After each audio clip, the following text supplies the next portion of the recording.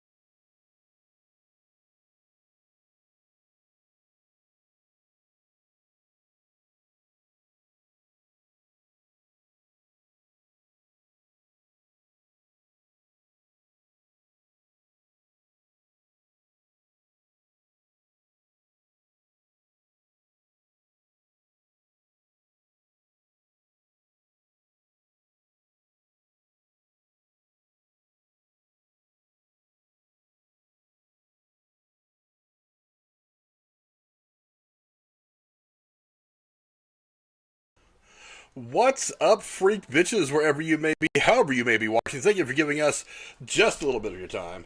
And here's what we're talking about tonight. Our favorite war movies, and talking about them with me tonight are my two normal co-hosts, who I adore oh so much, starting with the Dowager Countess herself, Lady Cora. How are you doing tonight, ma'am? I'm great. It's great to talk about fun movies about a hard topic. So, there you go. Yeah, definitely some interesting movies that are gut-wrenching at times, and we're going to go into a few of them on this list. And to go over them with me is, of course, my hetero life mate, Jeremy Wolner. How are you doing today, my man? Pretty damn good. Sitting there playing this game and it has guns in it, so I guess that's mildly related. Mildly related? Yeah, it's a lot of, put guns together, take guns apart. I'm not going to name it because I don't get strike for something stupid, so. Not 100% sure, but for some reason it dropped all of your cameras very suddenly, but they can hear you. So we'll go ahead and start while I am figuring out exactly what happened with your guys' cameras. But we'll go ahead and start with the Dowager Countess, Lady Cora. Go ahead with your first movie you want to talk about today. All right, I'm going to do my earliest movie. It's from 1943/1944, depending on which release you want to go by. It's Ginger Rogers in a very dramatic role as the wife of a husband who's out at war, and the movie is called Tender Comrade. This movie I watched as a young child on cable TV on the Classic Movie Channel, AMC. Now it's Turner Classic Movies. And I just was kind of moved by it. My mother is kind of obsessed with World War II stuff, and maybe I picked up on some of that, and I love Ginger Rogers from her movies with Fred Astaire to begin with, so I was a fan of her also. This movie is a kind of a poignant, serious piece, and it's the start of my picks. In that my picks about war tonight are not so much about war itself and the act of it. It's the behind the scenes experiences of people who are going through war times.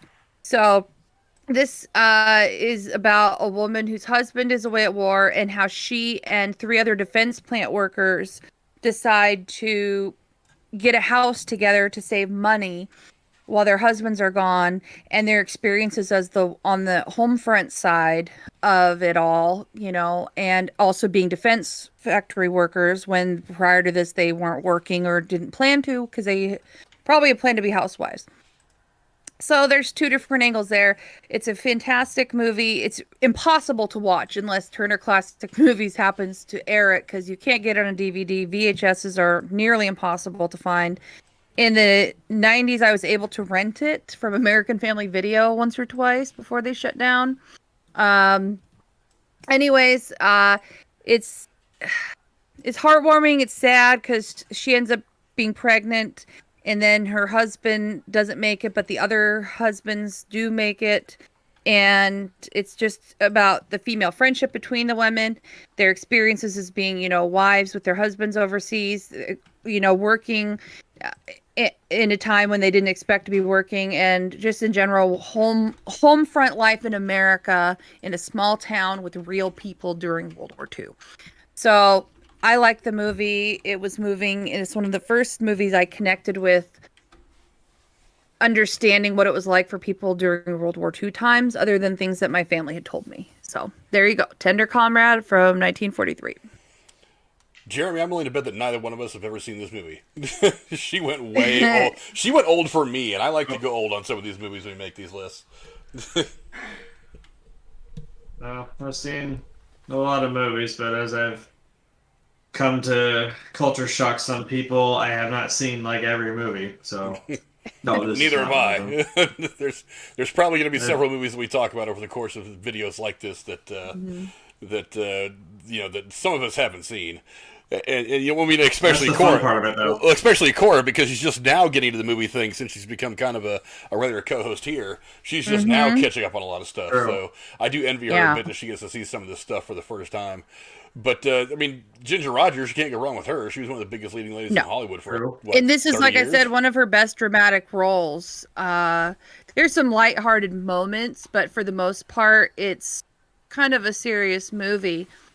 Just like if they put cameras in a house of people who were, with their husbands away during World War II. It was very realistic and wasn't, overly theatrically, written or such. It did have some interesting, so in 3 years later after it was released, the guy who wrote it and the guy who directed it, Edward Dmytryk and Dalton Trumbo, they were actually brought to Congress, and during, remember the Hollywood blacklist and people were accused of being communists? They were actually on this line of, are these communists or not? Because Ginger Rogers thought there were some anti-American lines in it that she refused to say. And so this, one went to prison for a year after all of this, not just because of this movie, but this movie was part of that investigation and congressional hearing. So this movie was made during a time that might be part of why it's hard to find copies of it. I don't know, but yeah, it's one of my picks. So there you go. Go check out Tender Comrade. I mean, I don't know. I'll try to stumble if you across can find it. Yeah, I mean, yes. Not only did she find one that was kind of obscure, she found one that is also hard to find, which is going to make it a challenge for all of us. But if I come across it, I'll give it a watch. Because it's Ginger Rogers. Like I said, she's one of the most famous people from the golden age of Hollywood, so I'll give it a go. But that is Tender Comrade. Oh, yeah. Go check it out. Jeremy, what's the first movie you want to talk about tonight? Well, I have a feeling this is a war we're going to talk about quite a bit. I'm going to stay with World War II. And, yeah, I feel like that's going to be one that we're going to talk about. First movie on my pick is Midway from 2019. Good pick. My husband's favorite war movie. I will say, that was a damn good movie. It's visually, it was a great movie. And even, I know a decent bit about World War II as well, and I'm like, okay, well, we obviously know what happened December 7th. And then, 6 months later, they're the Japanese are planning to attack there's a base at Midway. And basically, we kind of turned that on their head and said, hey, surprise, bitch, we're here. And probably one of the best, best ways to turn the fucking war in the Pacific around. I don't really have any complaints about it, honestly. Weirdly enough, I think that's what I'm thinking of Shia LaBeouf, my bad. I was thinking of the Jonas Brothers, one of the Jonas Brothers, and I thought, wait a minute. First of all, that's Jonas Brother, but also, that dude was a badass. He basically told those Japanese soldiers to fuck themselves. Unfortunately, he got killed, but I thought that was just the funniest. He just on a boat, he's like, oh, give a fuck, dude. Good. It was the attitude at the time. I love it.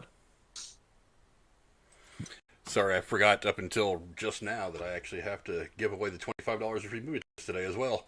It is the first Thursday of the month. We'll be doing that for all the Patreon subscribers. Don't forget to go check that out if you get a chance. Honestly, this fell into one of those periods where I just wasn't going to see movies a lot. And I just forgot about this movie, and I'm looking at this poster, and I'm like, well, there's plenty of star power in it. Why haven't I seen this yet? And World War II, like Jeremy said, for some reason, it was one of the wars that lends itself to film very, very well. And not only that, but there was, like most wars, there's a ton of really interesting stories that come out of it. I don't know why I haven't seen this, to be perfectly honest. I can't think of a good Midway. I have it on disc. It's a fantastic movie. I hadn't seen it when Dan and I met. I've watched it a few times now. Fantastic movie portrayal. And the acting, Dennis Quaid, and I can't even name all the people in this movie. The acting is just fantastic. The costuming, the visual effects. It reminds me of a blockbuster quality movie, action and visual wise, but it's such a fascinating war story and an important one for all of us as Americans, in my opinion, to understand about World War II. That I'm really glad you picked this, Jeremy, because I didn't, and this deserves to be on the list. So thank you. Yeah, really good pick. I was like, I have one that's well, here's the Pacific, and then I'm probably already gonna give it away, but here's Europe, both sides of the war here. So I actually saw this in theater, so like imagine I was like, Jesus, the fucking scope of this movie, and then like the fucking planes roaring across the fucking sky and all that shit. Mm-hmm. It was wild. It's definitely worth seeing in theater, but still, it's not like you can't just put in your DVD player, your fucking streaming service, whatever the fuck we even do nowadays. Just damn kids and their streams. Great on Blu-ray. These kids. Yeah, like I've got it. I actually went and I was trying to watch one of these this week, and I realized, hey, wait, I have all 5 of these damn on my list, all 5 of them on disc, and I was like, well, I'll just pick some. So, I mean, Frank, if you want to watch it, I've got it. Yeah, I may have to get into that. I for the life of me, I don't know why I never got around to seeing this one. I remember it coming out. I remember wanting to see it, and then for some reason, like I said, there's just these periods where I can't make it to the theater because I have stuff to do, and I must have just missed this one. But I do love World War II movies. Like I said, it's and for some reason I have lost the cameras yet again. Not quite sure why this is happening, but yeah, I'm gonna have to figure that one out. That's all very new. But what's up, Van? See you in the chat. What's going on, buddy?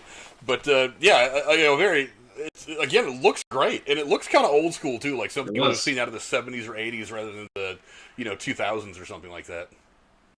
Mm-hmm. It looks like it's just kind of a different war movie, like an old style one. So that's very interesting. I'll have to go check that out.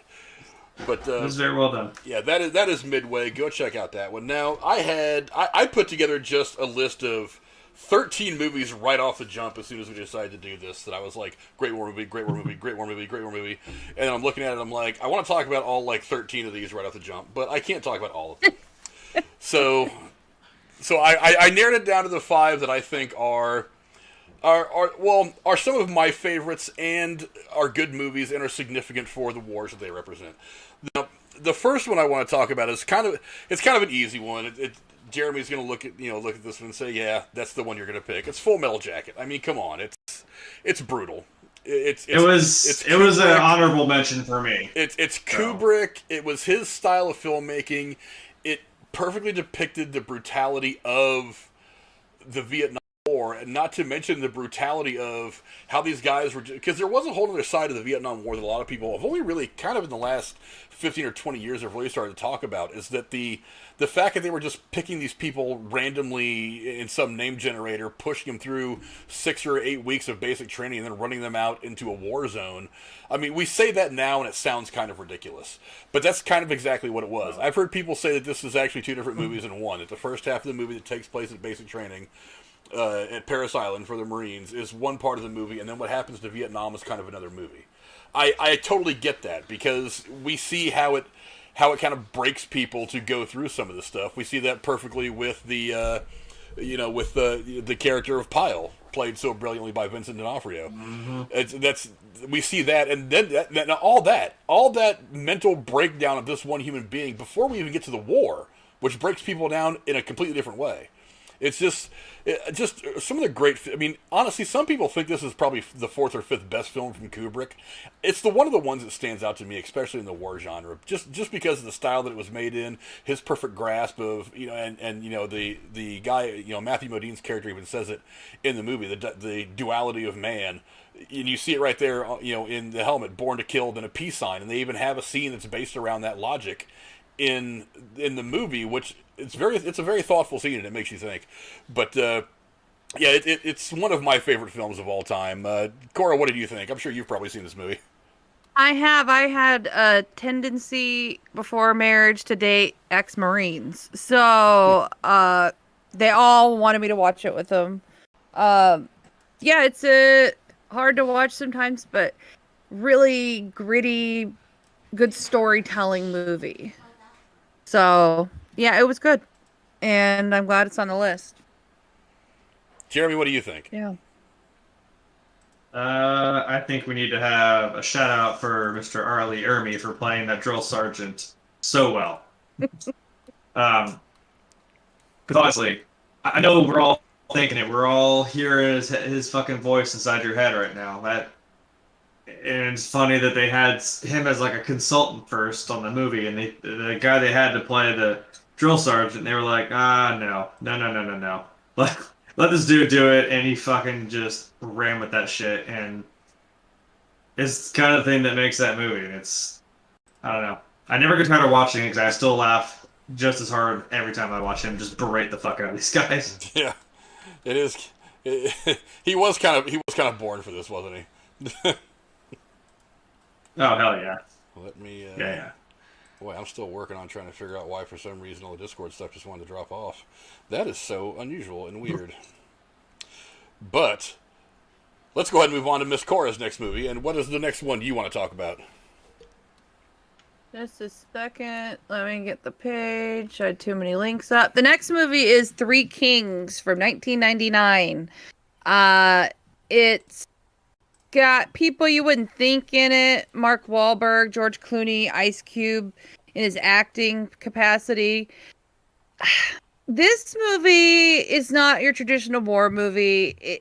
What I liked about this movie is the experience of being a soldier in a time when, it's a more modern. I wanted one with the Iraqi war in it. I don't know. It's just, there's a little bit of humor. There's a lot of humanity in it. They try to help people, but war is not cut and dry. It's not black and white. And there are times when there's corruption and people who, bribe and cheat and steal and, everything in between for good reasons and bad reasons. And this movie, I don't know why it stood out to me when we picked the subject. There are lots of movies I could have picked. Some of the ones that you guys have picked. But this one, I just really liked the experience of understanding these three soldiers, what they went through, how they worked with trying to save these specific, group of people that were desperately in need of help. And there were some moments where, like when they're in, one of Saddam's homes and looking at all the cars. And I mean, it showed a side of, is someone back home being curious what life was like for soldiers who were serving in the Persian Gulf War, what it was. I don't know. It just spoke to me. I connected with the movie and it made my list. Mark Wahlberg, he's of course wonderful and everything. George Clooney, I was surprised how much I liked him in it. I don't know how to say his name correctly. Saeed Tagmui. He plays Captain Saeed in there, and he's the contact that helped for the group of people that they're trying to help. I don't know. There's just something about this movie that, made my list and I liked it. And maybe it's something to do with because the time period, I watched a lot of movies back then. But just a unique story. It's probably quite fictional, but I liked it. I love the car scenes. I like the music. I like the visuals. The acting was good. So for me, it checked off a lot of lists. Lots of boxes on the list, and it happens to be a war movie. So there you go. The Three Kings. I actually don't know how fictional that movie was. I'm pretty sure there was some stuff that kind of went down that was sort of like that back in the 90s. And, right. I mean, I know that, my brother didn't take anything, but when he was overseas serving and doing some stuff over there, later on, he had taken pictures of himself with like some of the gold guns that Saddam Hussein had and shit like that. So, I mean, he didn't steal anything, of course, but he there was definitely this cool thing about being photographed with some of the crazy stuff that Saddam Hussein and some of the other big names had kind of gathered for themselves over there. And it did well on the box office. I mean, the budget was $48 million. Box office was $107 million. It wasn't a star movie for the year by any means, but I think it did well, and critically, it has a 7.8 out of 10 on, I think, Internet Movie Database, and I think 94% on Rotten Tomatoes. I mean, it's not a bad movie. A lot of people, who give it, a good review. So, anyways, yeah, there you go. Yeah, Jeremy, have you seen this film? What do you think of it?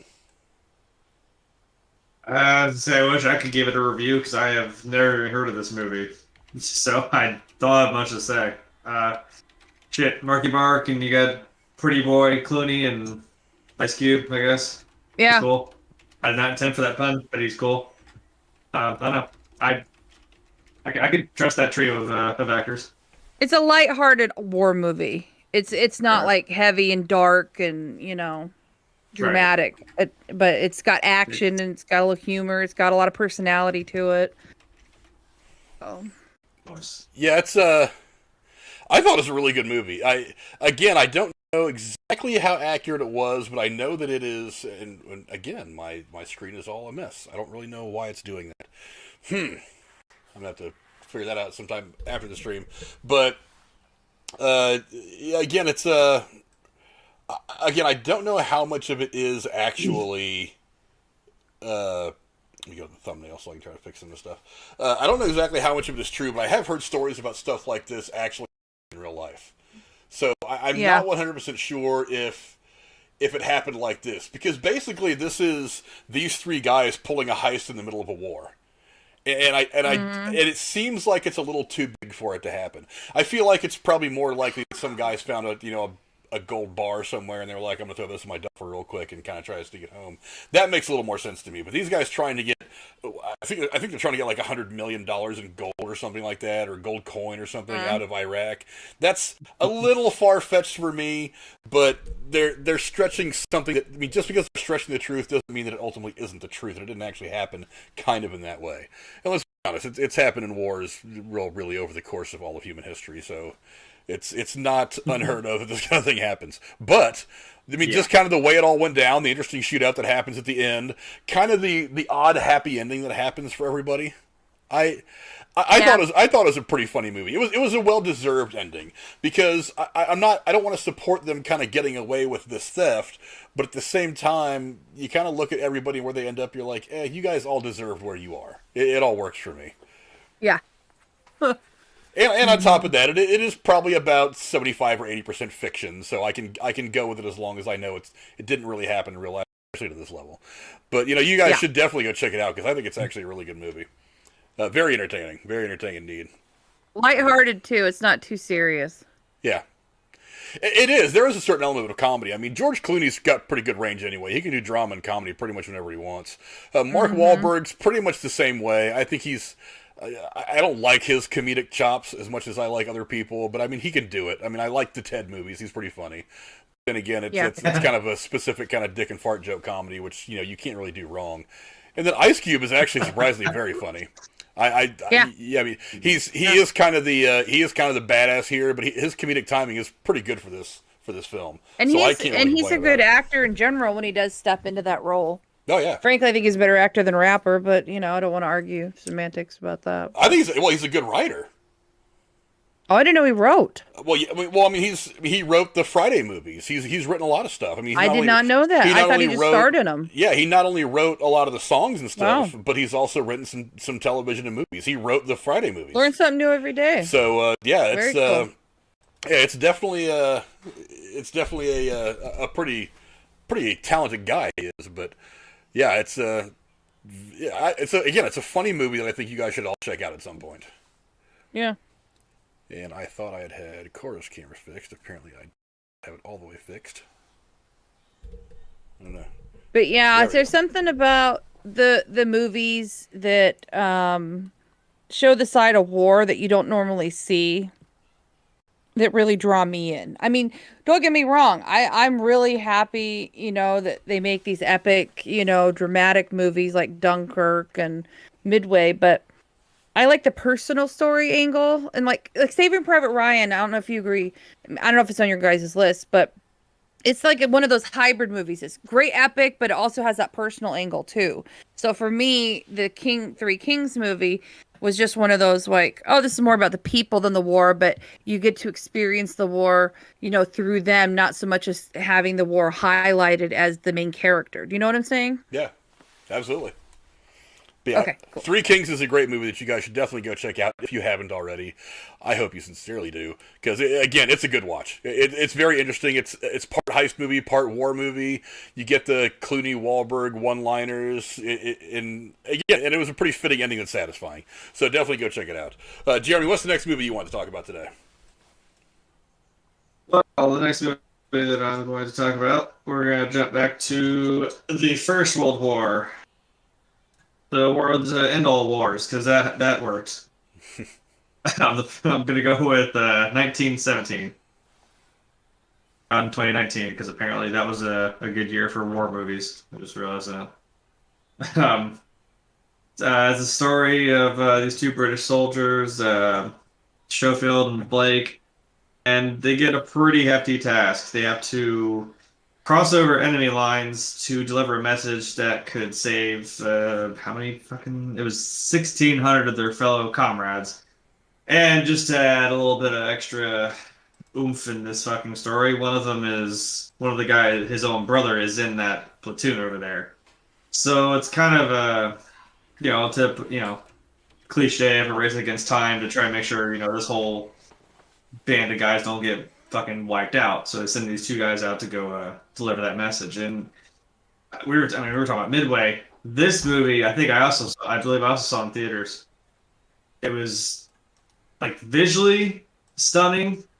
Like I don't even know how to begin describing it. It's really immersive because you feel like you're actually just following these two guys. And it's one of those movies too where it feels like it's one like long take and I kind of forgot about it for a while because again I got just so fucking I was like in it. I was like right there with these two guys to see them through to their end goal or their end game because that also came out that year, so I was still reeling from that.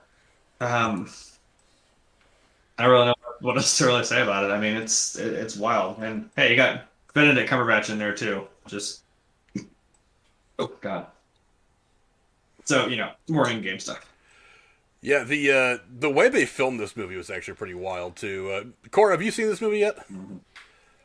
I have not, but I keep meaning to, and I almost watched it the other day, but didn't. But added it to my watch list. So I'm glad you picked it and are giving such rave reviews about it. I mean, you got Benjamin Cumberbatch in it. I mean, you can't go wrong with anything he's in my book. And I don't know if you knew this, Jeremy. I was just looking it up, but they said that the director's grandfather, this movie's loosely based on his war experiences. So that's pretty cool. Did not know that. Yeah, saying his grandfather told him his experiences. And so the movie's based on him, Alfred H. Mendez.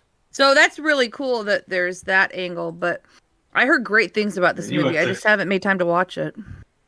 So you got to have gone through some shit, bro. Because like I said, this is, it's gritty. It's kind of in your face. You're kind of, Did it do well in the box office? Did it have good critical review? I mean, I heard only good things about it. Yeah, it's got an 8.3 out of 10 IMDb, 89% on Rotten Tomatoes. That's amazing. 4.8 out of 5 on Facebook because that matters. No, it's I don't know. I'm just reading shit. I'm just reading what it gives me. Yeah. Yeah, and what was the fucking? Holy shit, Jeremy! The box office. So the budget was 95, but the box office. Million. But the box office almost $400 million. I think this is actually I think this is actually one of the last large release movies before the pandemic hit too. Wow. Yeah, it was Christmas. It was no slouch, man. They didn't. This shit was like I said. It was done. I mean, like I said, you could believe it's these two, and it does get very like you're in a void. Like it's just these two guys, and it's just them, going across this big. I don't know, say a field or this quarry or some shit. They come across this whole town, and I don't want to ruin too much of it, but I'm just like, and I felt like, okay, we're over in wherever the hell they're at in 1917. I didn't know this, but Spider-Man almost got the role, Tom Holland, but he turned it down to do some movie called Chaos Walking, which is the one that is supposed to be coming out soon. Ironically enough, the one with him and Daisy Ridley. Oof. That's funny. That was actually. I'm definitely watching. I was gonna say which Spider-Man because one of them was already in it was in Hacksaw Ridge. I'm like, wait, you did another one? Yeah, one of the coolest things about this movie is the style that it was shot. It was all. I mean, obviously it wasn't because you go through. I think you go through almost a full 18 or 24 hours in this 2-hour film, but it's shot as one continuous shot.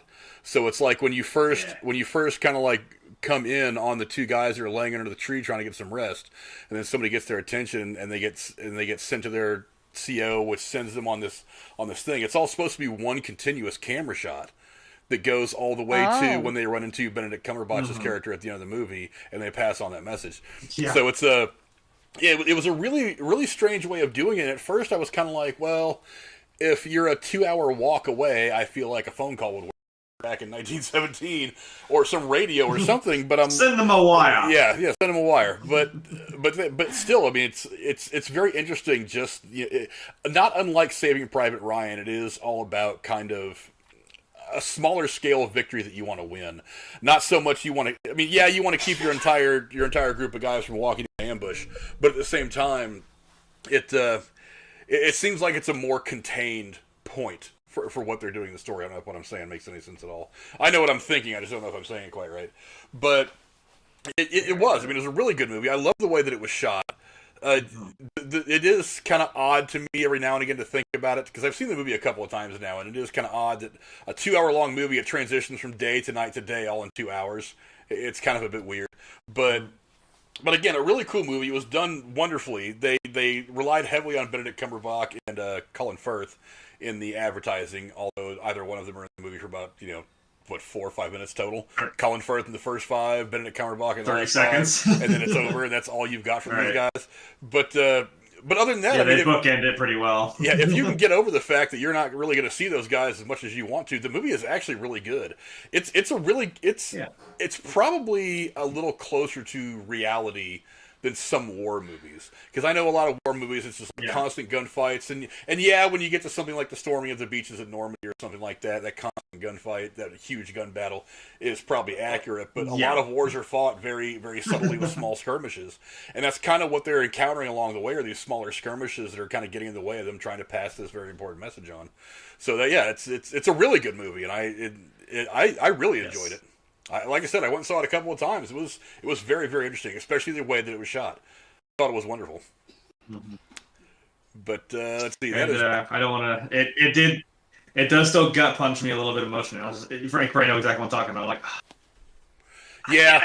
Right in the middle. Right in the middle or the late part of the second act is kind of when all that stuff goes down. And I'm like, really? Mm-hmm. It's like that's kind of it was a weird way to go. There's a couple things. It was a weird way to go, but I was like, it kind of fits. I remember thinking about it. Like, it still makes sense. Like, this all works. It was weird, but it all worked just fine for me. Yeah, you could still believe it would happen, because I'm like, well, I mean,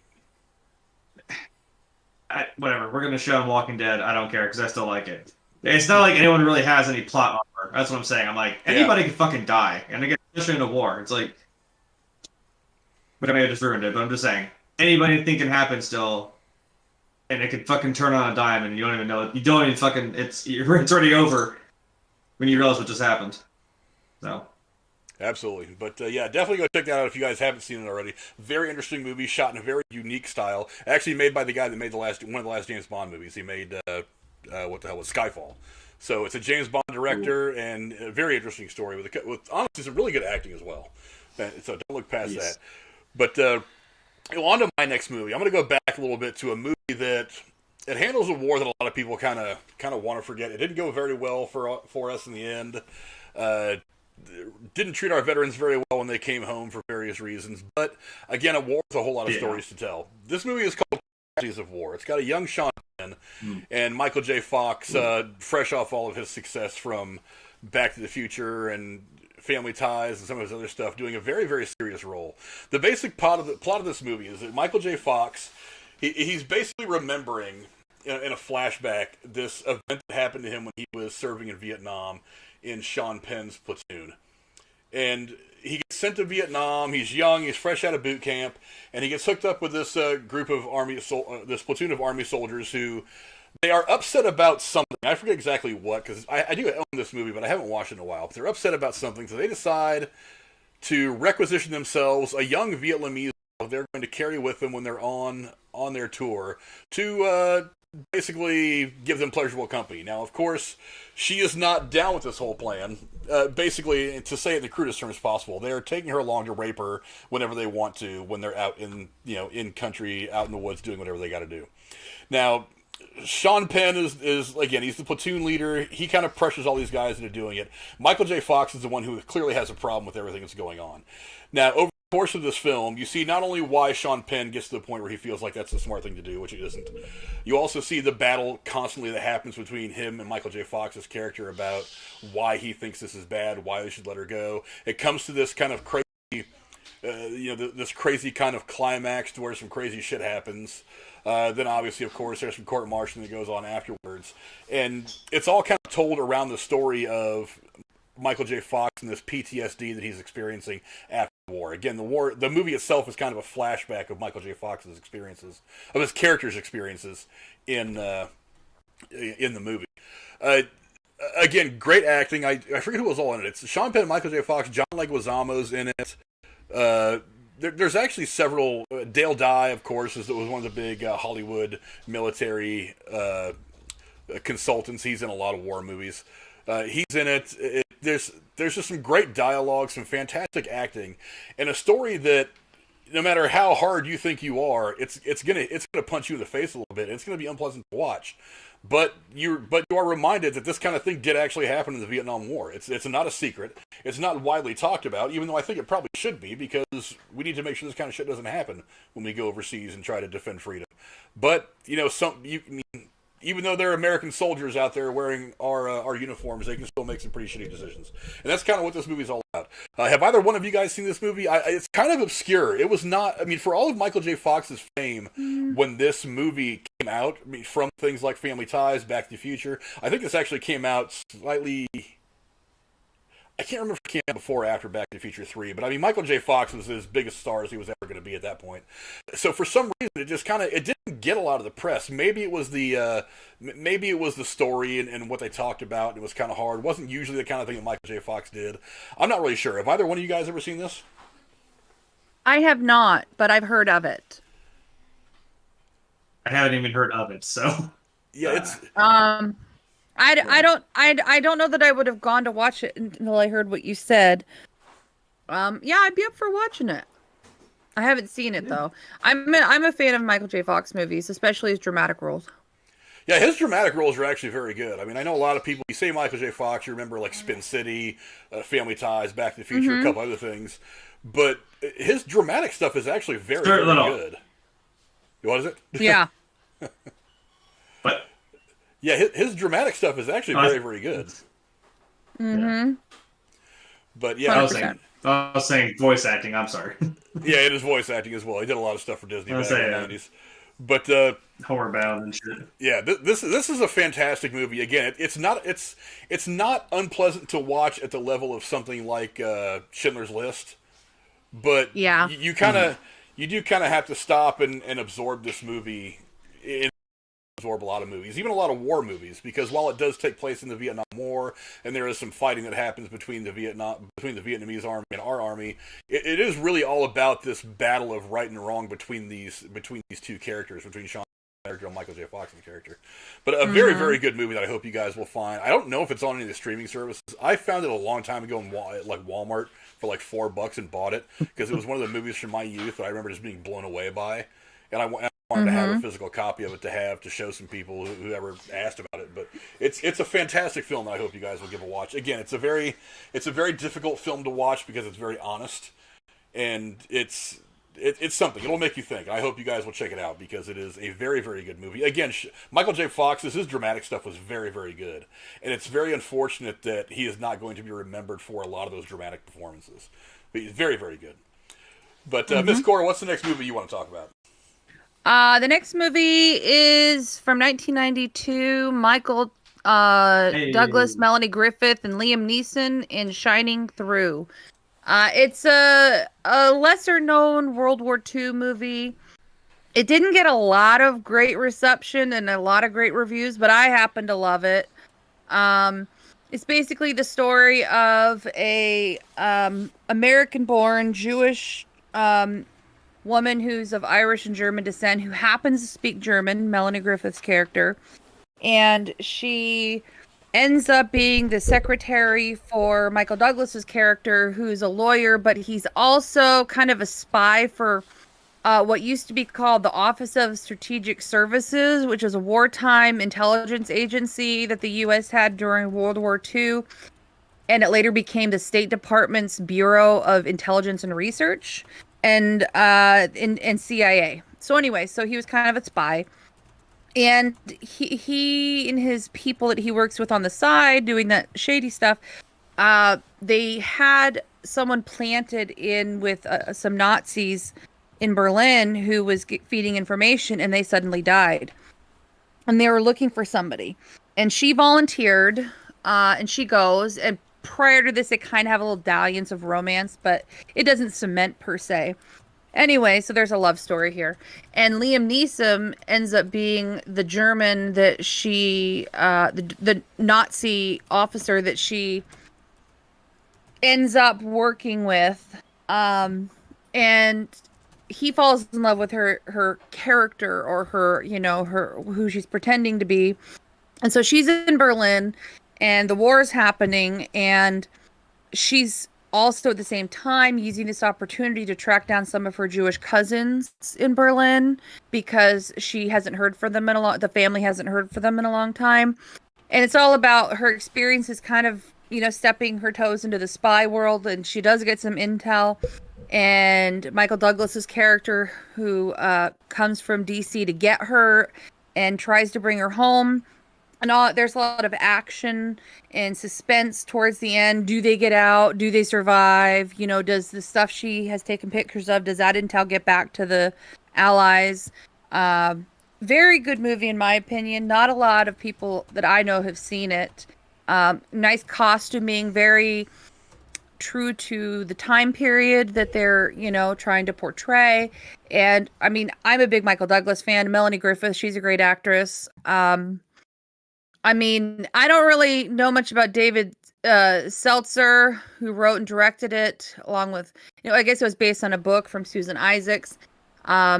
It did decent. I don't know what the budget was, but it did 43 million in the box office. I mean, back in, 92, that's not bad. Reception, I mean, it didn't get a lot of great reviews. Its rating on IMDb is, like 6, I think. 6.4. So, if you're interested in, Nazi Germany stories and American spy stuff, this kind of is like where they converge. They categorize it as a drama, romance, and a thriller. So there you go. And it is over 2 hours. So it's not just a shorty one either. So there you go. Anything Michael Douglas I'm good with. Liam Neeson I'm good with. Melanie Griffith was huge back in the 80s for a while. I never minded her as an actress. I really don't know what happened to her and why she kind of fell off the planet the way she did. Jeremy, have you seen this movie at all? I have not seen this movie. Yeah, neither have I, but I'm interested in the way she describes it. That it's like, it happens during World War II, but it seems like there's so many things that exist in the government today, so many departments and things like that, were created during or shortly after World War II as a result of that conflict. So it's interesting to me that it's part war movie and part kind of the coming together of some of the governmental stuff that we have today. It acts as a different kind of history lesson to me, which works for me because I'm kind of a history buff.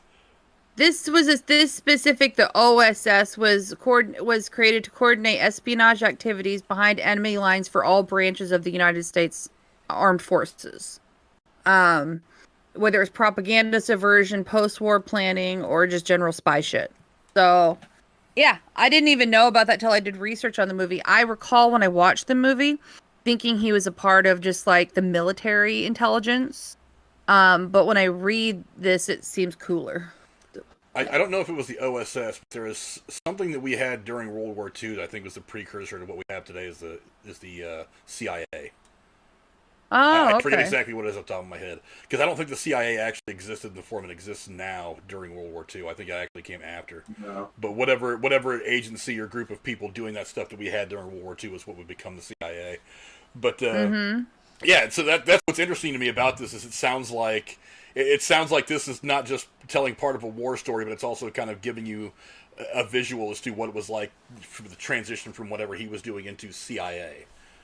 So that's why it's kind of interesting to me at a couple different levels. It's kind of like an ultimate kind of history buff kind of overdose here, which is cool. I may have to check this one out. That is Michael Douglas. Come on, I got the star. He's a Hall of Famer. Oh, yeah. Absolutely. But yeah, go check out Shining Through. Sounds like a very interesting film. It's one that I'm going to have to check out.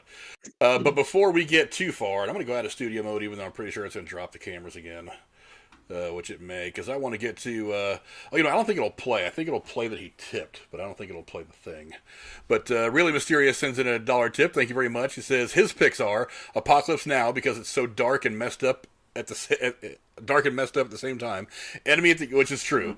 Enemy at the Gates because I have a man crush on Ed Harris. Who doesn't? Ooh. I got to be honest, that movie is dope as fuck though. Let's see, That's a good movie. Hurt Locker, which is a good movie. Red Dawn, which he was questioning in the chat if that's actually a war movie. I consider it a war movie. I was gonna ask that too. I'm like, yeah. I would consider it a war movie because The concept of it, yes. I feel because at the time there was. Because it was a fear. It was the Cold War, so and that's what it was just a transfer, a visualization of the transfer of the Cold War from cold to hot, and somebody trying to invade us. I count that as a war movie. Right. Spy Game, which is I would call it a war movie. I think it's more of a political thriller. But I'll go ahead and go with it. And Gladiator, which I'd call it a war movie. It took place during a war. That's what his character did before he became the Gladiator, and his family got killed, and he got sent down the path that we saw in the movie. He was fighting the Roman army. So yeah, absolutely, I consider that a war movie. But yeah, those are very very good picks. Some people have been mentioning some really cool ones in the chat. What do you say? Go ahead. Yes. There was another one I was thinking of in the back of my head because I'm like it looms over like the entire movie, and it's kind of the point, I guess. Gone with the Wind. The Civil War is just kind of strewn throughout this whole. Mm-hmm. Maybe. Yeah, I would say it's kind of a stretch. Not necessarily. They're highlighting the culture of America at the time that led to the Civil War. So yeah. I don't know. Some of my picks might seem like, for the fuck's sake, one of my honorable mentions I picked was Hunt for Red October. They're not actively at war with Russia and the U.S. at the time, but there's that subversive, under the surface Cold War vibe, which led to, the plot of the movie. So, to me, that was on my list for tonight as an honorable mention. So, maybe I use war movies too loosely in my picking movies, but I don't know. I think it could be approached. It could be approached in a couple different ways. I think. Yeah, because one of my favorite movies is we're going back to Marky Mark, Shooter. Because I fucking love long distance shooting. I love snipers and shit. The opening scene movie. I watch that movie constantly. That's too strong a word. I watch it a lot. But the first fucking scene, they're in a conflict and they're doing shit. But but then it becomes just kind of an action-y movie after that. It's not really a war movie, but that one always gave me more of a vibe as a political thriller, more than a war movie. Because it starts out, he's obviously in the military. True. He's on a mission, but the body of the movie really takes place around that incident involving him and them trying to set him up rather than a war. Yeah. So I think it's probably more of a political thriller, but I don't know. The question is if the war. It's definitely some. The question is if the war part of the backdrop of the film, or is it an active thing that's happening in the film? Like in Saving Private Ryan, they are actively fighting the Nazis throughout the course of the war, whereas in something like. I don't know. Like Three Kings, they're not actively fighting the war. The war itself is the backdrop. But they are happy. They happen to be deployed there at the time as the wars. So. Yeah, I hear you. It's a little gray area. I'll go ahead and call it a war movie. What about Raiders of the Lost Ark? He's fighting Nazis. Indy's not shooting. Well, not necessarily shooting. He's not fighting on behalf of the United States against the Nazis. He's fighting for his own cause, which is to make sure the Ark ends up in a museum and not. With the Nazis doing nefarious things. To stop Hitler, though. Yeah. I don't know. Was stopping Hitler mutually exclusive to the armies, though? I don't know. That's a whole other debate. But guys are talking about a few things. Someone said, I think it was Randy, who said, does Boy in Striped Pajamas count as a war movie? I count it as a war movie. It takes place during the war. It involves heavily something that was involved with that war. Yeah, I would say it's a war movie. I think it's probably about a lot deeper philosophical kind of movie, more than just like the regular gunshots and stuff like that. But What would you consider the movie version of the story of oh, why am I blanking? Anne Frank and her Yeah, family Frank. a war movie, or is that more of just a dramatic movie? I think it's more of a drama than it is the war. Okay. Anne Frank and the people who were hiding with her never picked up a gun and fought the Nazis. So I think it was probably more of a drama. Because then you're just getting, does it happen the same time as a war? I mean, is it a movie that takes place in some place in the Texas Panhandle, but it happens to take place in 1942 when a war is going on? Does that mean it's a war movie? No, not necessarily. A lot of it depends on story. But So would you say my first pick is more of a dramatic movie than, say, a war movie about the widows and what they went through? I think or widows, I should say, wives. But that's a direct result of the war, though. It's like the war is a part of the story, not just something that's happening off on the side somewhere that is just talked about during the course of the character's actions. You know what I mean? Yeah, I agree. But yeah, that's what I think. But anyway, that's what you guys are saying in the chat. Thank you so much for being so active in the chat today, guys. We very much appreciate it. Also, I haven't really shouted out the chat much lately. I mean, we got Really Mysterious in there. Cora, who's on the call. Let's see, Chris Skywalker, what's going on? He just, last week, he subscribed. Night Watch is in here for a minute. What's going on, my man? He's putting up more and more videos. Some of the stuff that he lost when his channel was messed with by YouTube is going back up. So go and find his new channel. It is the Night Watch Zone. Go resubscribe to him if you guys went over there from all the times I've talked about him on my channel. And definitely go hook up with him again. He's re-uploading a lot of his stuff. So if there's some stuff you missed, I'm sure it'll find its way back to his new channel soon. Let's see, Rain of Viper, what's going on, my man? Let's see, a lot of people were in here. Who was in here early? See, TSS was in here. Penny the Pooh, what's going on, Penny? Van Edwards, what's going on, everybody? Thanks, guys, for coming out. Don't forget to like the stream and share it. That helps us out a whole lot. And we're going to move on to the next one, and I believe the next one is... Who is next? I've lost track of what the hell's going on. That would be Jeremy. I believe it's you. It's me. Jeremy, go ahead and give us the next one. Yep, I got you. Okay, so we're gonna jump.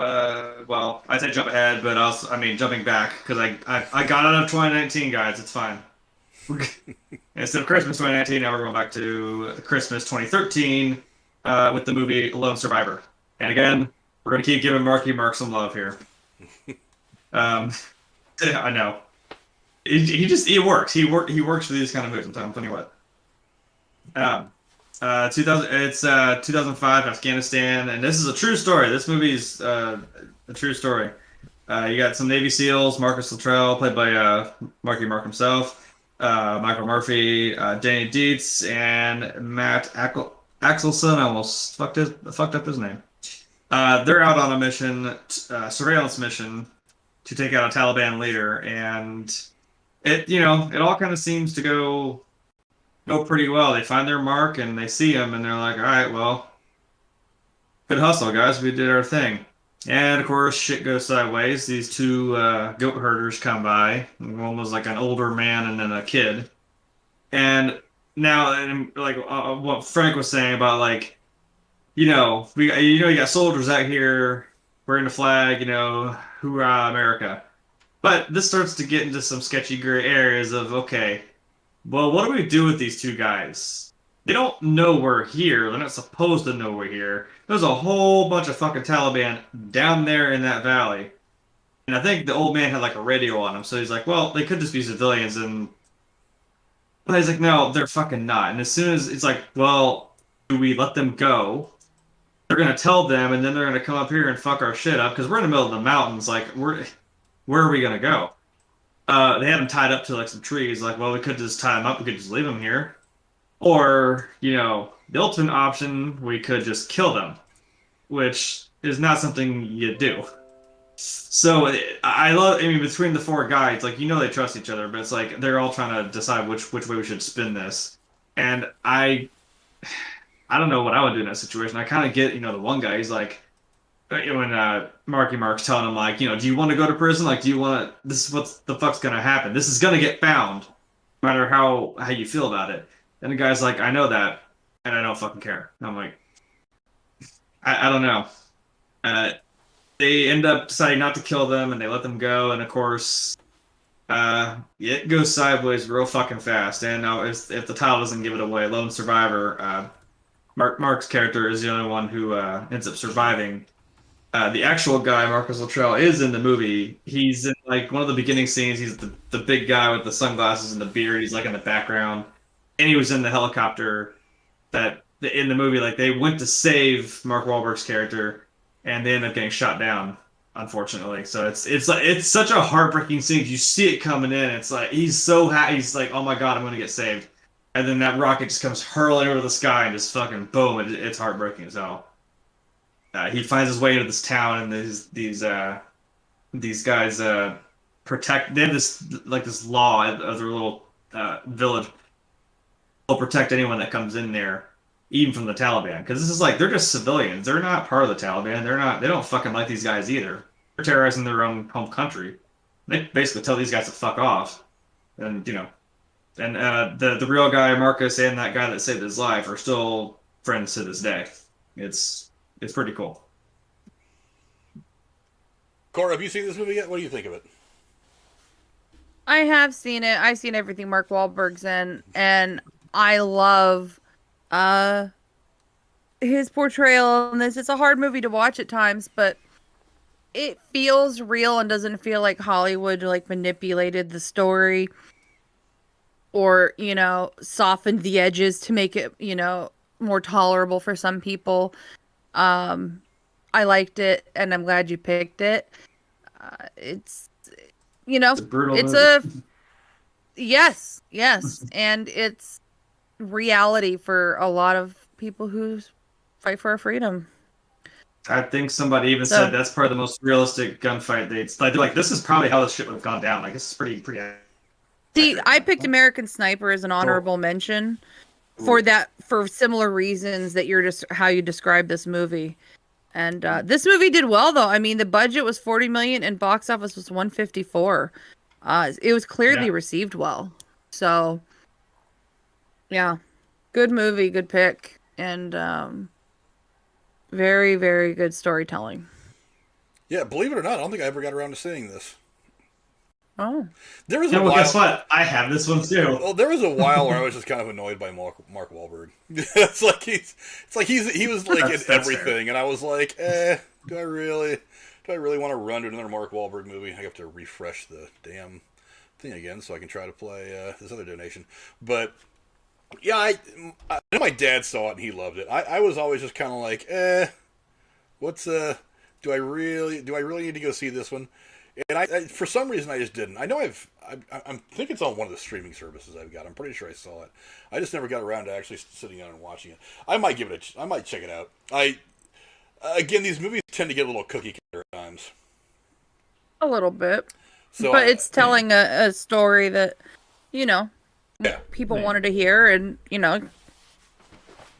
based on a true story. So for me, it gets, some credibility there. Yeah, I appreciate that dude actually was in the movie. That's pretty sweet. Yeah, really mysterious. Sends in another $1 tip. He says, "Happy 5th birthday to Penny the Pooh." I didn't. Penny, are you that old? Are you sure? You don't look a day over 3. Stop it. You don't look a day over 3. You look great for a 5-year-old. What's going on? If it is your birthday, Penny, then happy birthday. Absolutely. Bright Guy did announce it in the chat. Oh, did he? At the beginning of the show. Oh, I've been glancing down there. I must have missed that early on. But yes, I had birthday. And thanks a lot for supporting the show. We appreciate it. But yeah, I don't know. I'll have to get around to watching it. I've wanted to see it, but it's like, I've got other things I want to watch more right now. And the movie's been out for a couple years anyway, so it's not going anywhere. I don't know. I'll have to sit down and watch it. I do, for all the talk I do about movies, and as much as I like movies, I do have these periods of about 2 or 3 months here and there where I just don't go see anything because, like, the marketing hasn't done it for me, or I'm busy, or, whatever gets in the way. And so I end up missing 1 or 2 gems that everybody loves, but just for some reason, they just flew right past me, and I can't.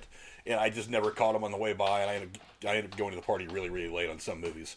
But, yeah, I'll go check. Well, it doesn't help that this year that there's very few summer blockbusters to choose from either. Well, I mean, the last year's been terrible, of course. I think we've got a lot more Yeah. coming up over the course of the next 6 months. But Here's hoping. yeah, but again, Can I say something real quick? I was talking to J-Man the other day. You were fucking right. And on Sunday, you should be proud of yourself. He was kicking himself because he had some AMC stock that he bought at $2. He sold it when it got to 6-ish. It was 66 yesterday, he said. Yeah, he did. So anybody who did not listen to Frank when he said, I suggest, because he talks about, supporting the movie theaters. Frank's in the right on this one. Hey, I'm not right about a lot of things. Not right about everything.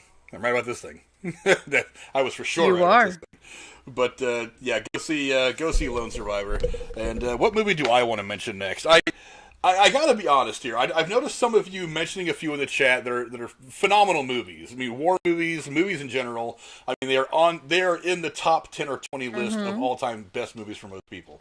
There are a couple that you guys are going to be wildly disappointed that we did not mention, and we're gonna get to those. Yeah, like Schindler's List was in there, but Schindler's List made the list when we talked about movies the other day. Well, a couple weeks ago. But here's the thing, though: is like we're talking about our favorite war movies that we think you should see. I mean, we're only going to talk about 15 of them over the course of this stream. There's probably 100 of them out there that are just fantastic movies that, for reasons that I couldn't possibly begin to list all of them, are very much worth going and sitting and watching for a couple hours. So there's going to be some movies that, and I think Jeremy and Cora have started taking to some of the things that I do and not running right to the easy choices, but to for once kind of spread them out a little bit, maybe expose you guys to some movies that maybe are a little more on the obscure side. So I can tell you right now, a lot of people are talking about Apocalypse Now in the chat. For one, that is probably one of the best, one of the top 15 or 20 films ever made, if you ask most people. It's not on any of our lists.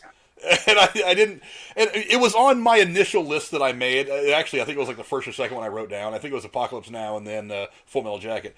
But again, I didn't want to go to the easy decisions. I wanted to go to the other ones that maybe you guys weren't totally aware of. That's why one of the first ones I talked about was Casualties of War. It's a kind of obscure movie in the zeitgeist, but it's very, very good. It's got a couple of actors that have been tremendously loved for decades. And it's just one of those movies that just kind of blew right past everybody, even when it came out back in the late 80s, and just never really got the kind of legs to become one of those timeless movies, but it does have all the qualities that I think could make it timeless. That's why I bring those movies up.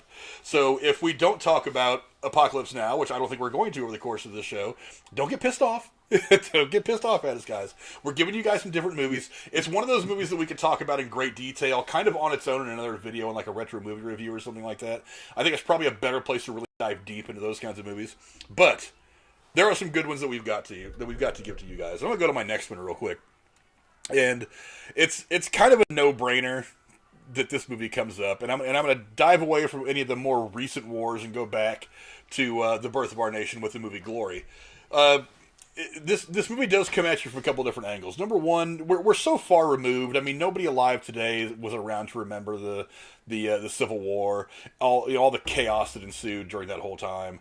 So what it does is it gives us a great representation of that. It draws us there with all the big names, obviously Matthew Broderick, Denzel Washington, Cary Elwes, and Morgan Freeman. It draws us to it with the names and the actors, but then it delivers with great dialogue, great acting, great action.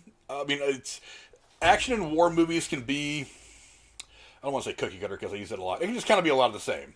But it's what we're used to seeing in modern day war movies and in modern day war period is a different kind of fighting than what actually happened back in the 1800s and 1700s and way back when, hundreds of years ago, before automatic weapons were created and smart bombs and missiles and all these crazy things that we use in war today.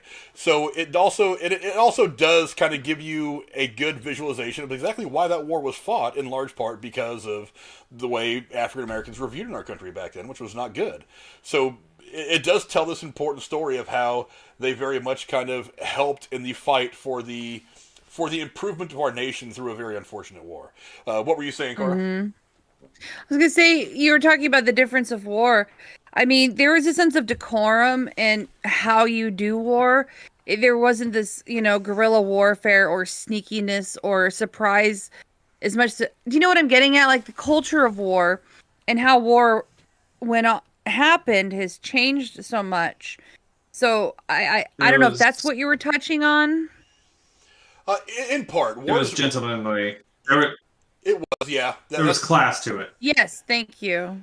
But at the same time, it was before, like, as there was. I mean, one of the big similarities between the Civil War here in the United States and the Revolutionary War that we fought against the British so many years ago was, I mean, I think Jeremy was alluding to it a minute ago. It's like you'd get a group of like 100 guys on each side that would just line up. They would line up their shot, and they would all shoot at the same time. And then they would all just take their time reloading their muskets, and then whoever was left would line up and do it again until the winners walked away, until what was left of the winners walked away. Yeah. It seems so ridiculous to us now because we fight war in such different ways over the last 100 years.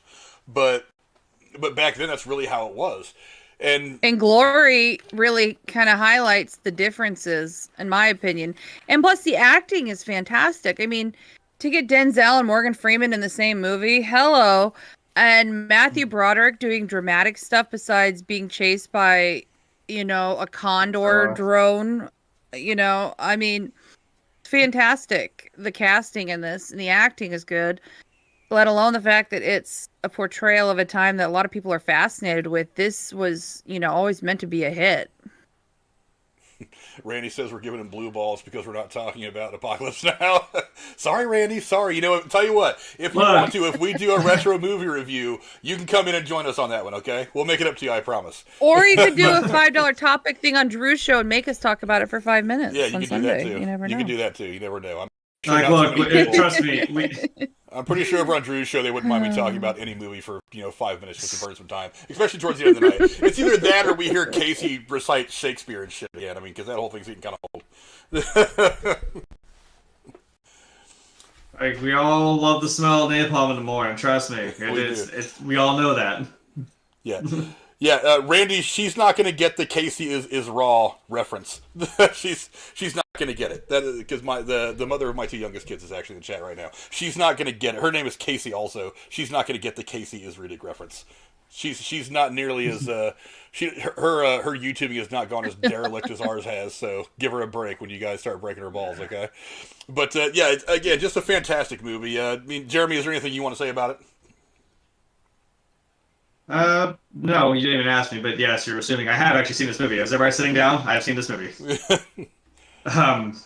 Did you think it was a good war movie? I did, and also I'm also trying to pick from this is probably 10, 12 years ago. I saw it in school. Mm-hmm. But I do remember it to a degree. I mean, we watched it and I didn't hate it. I thought it was actually pretty fucking cool. Because I thought, well, how many fucking Civil War movies are there? I guess I say that, and there's probably someone's going to come in with, fucking 10. And I'm like, well, look, I don't know that. As a fucking kid in high school, I'm just like, well, what is there? There's, Pearl Harbor, there's Saving Private Ryan. A lot of World War II. Yeah, there's actually one of the reasons I started doing retro movie reviews. I'm kind of waiting to get to that one.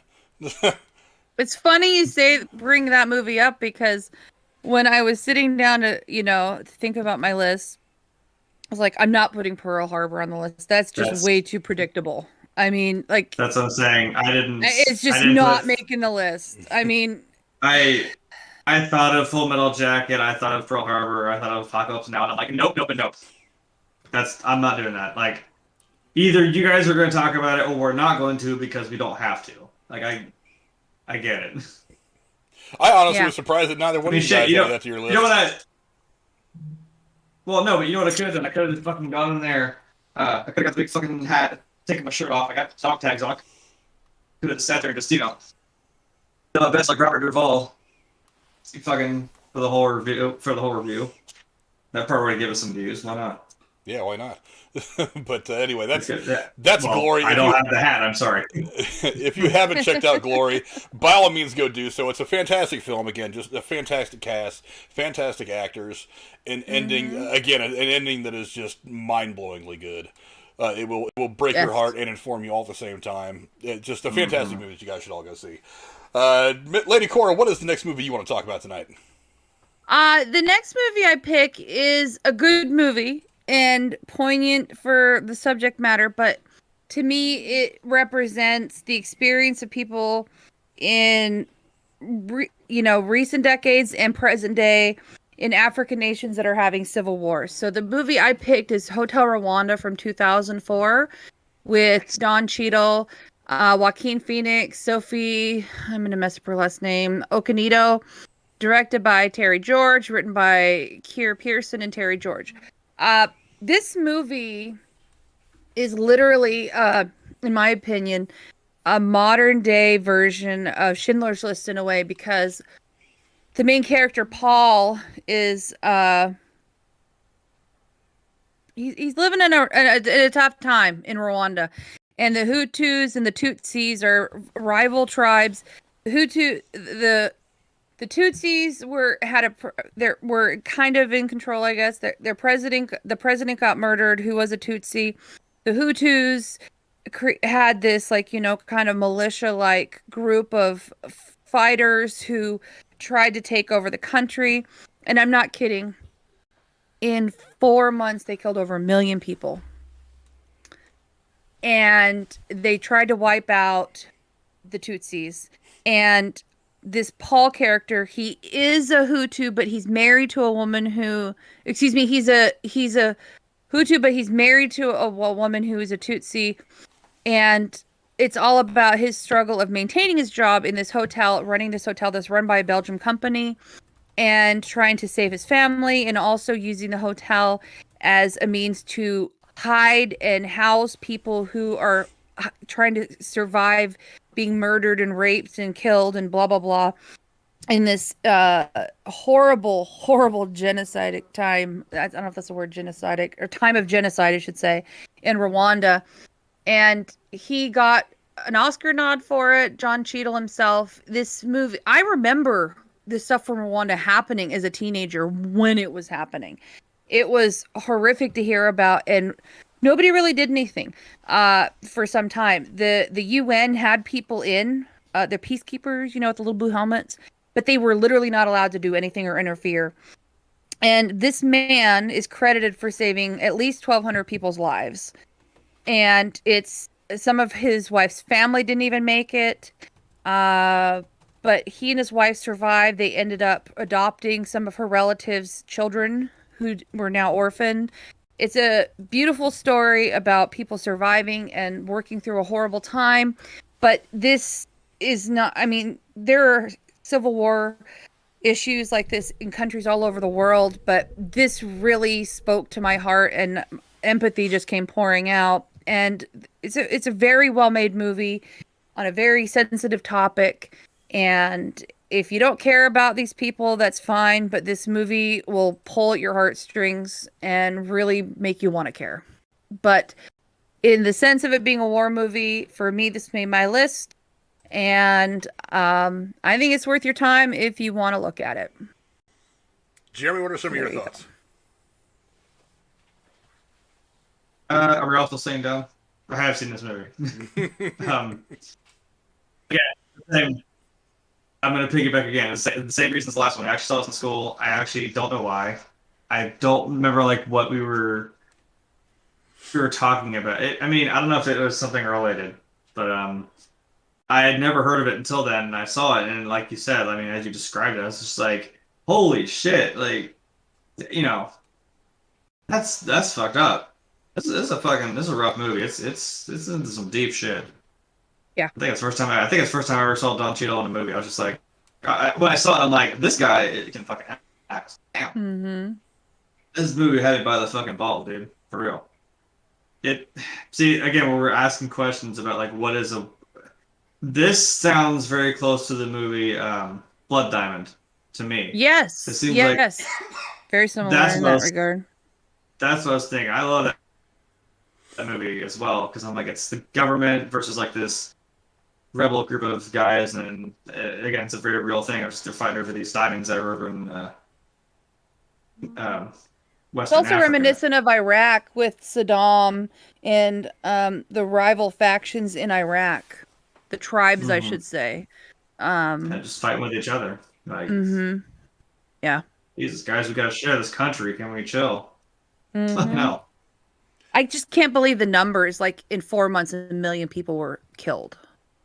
Yeah, that's not it's not peanuts. That's a lot of fucking people.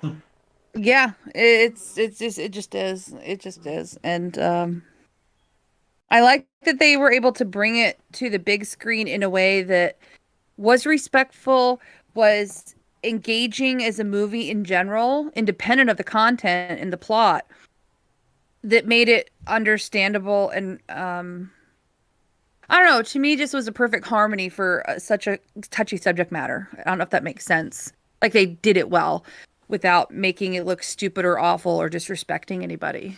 But A heavy subject like that, and you're able to still do it right and get people along with like emotionally invested in this story, and at the end of it, yes, you're just like, that's what I was trying to say. Thank you, Jeremy. yeah. What did you think of it, Frank? Yeah, it's one of the interesting things about this is, I mentioned earlier these wars that people like to not talk about, stuff like Korea and Vietnam. They call Korea the Forgotten War. Vietnam, they don't talk about it for all kinds of other terrible reasons.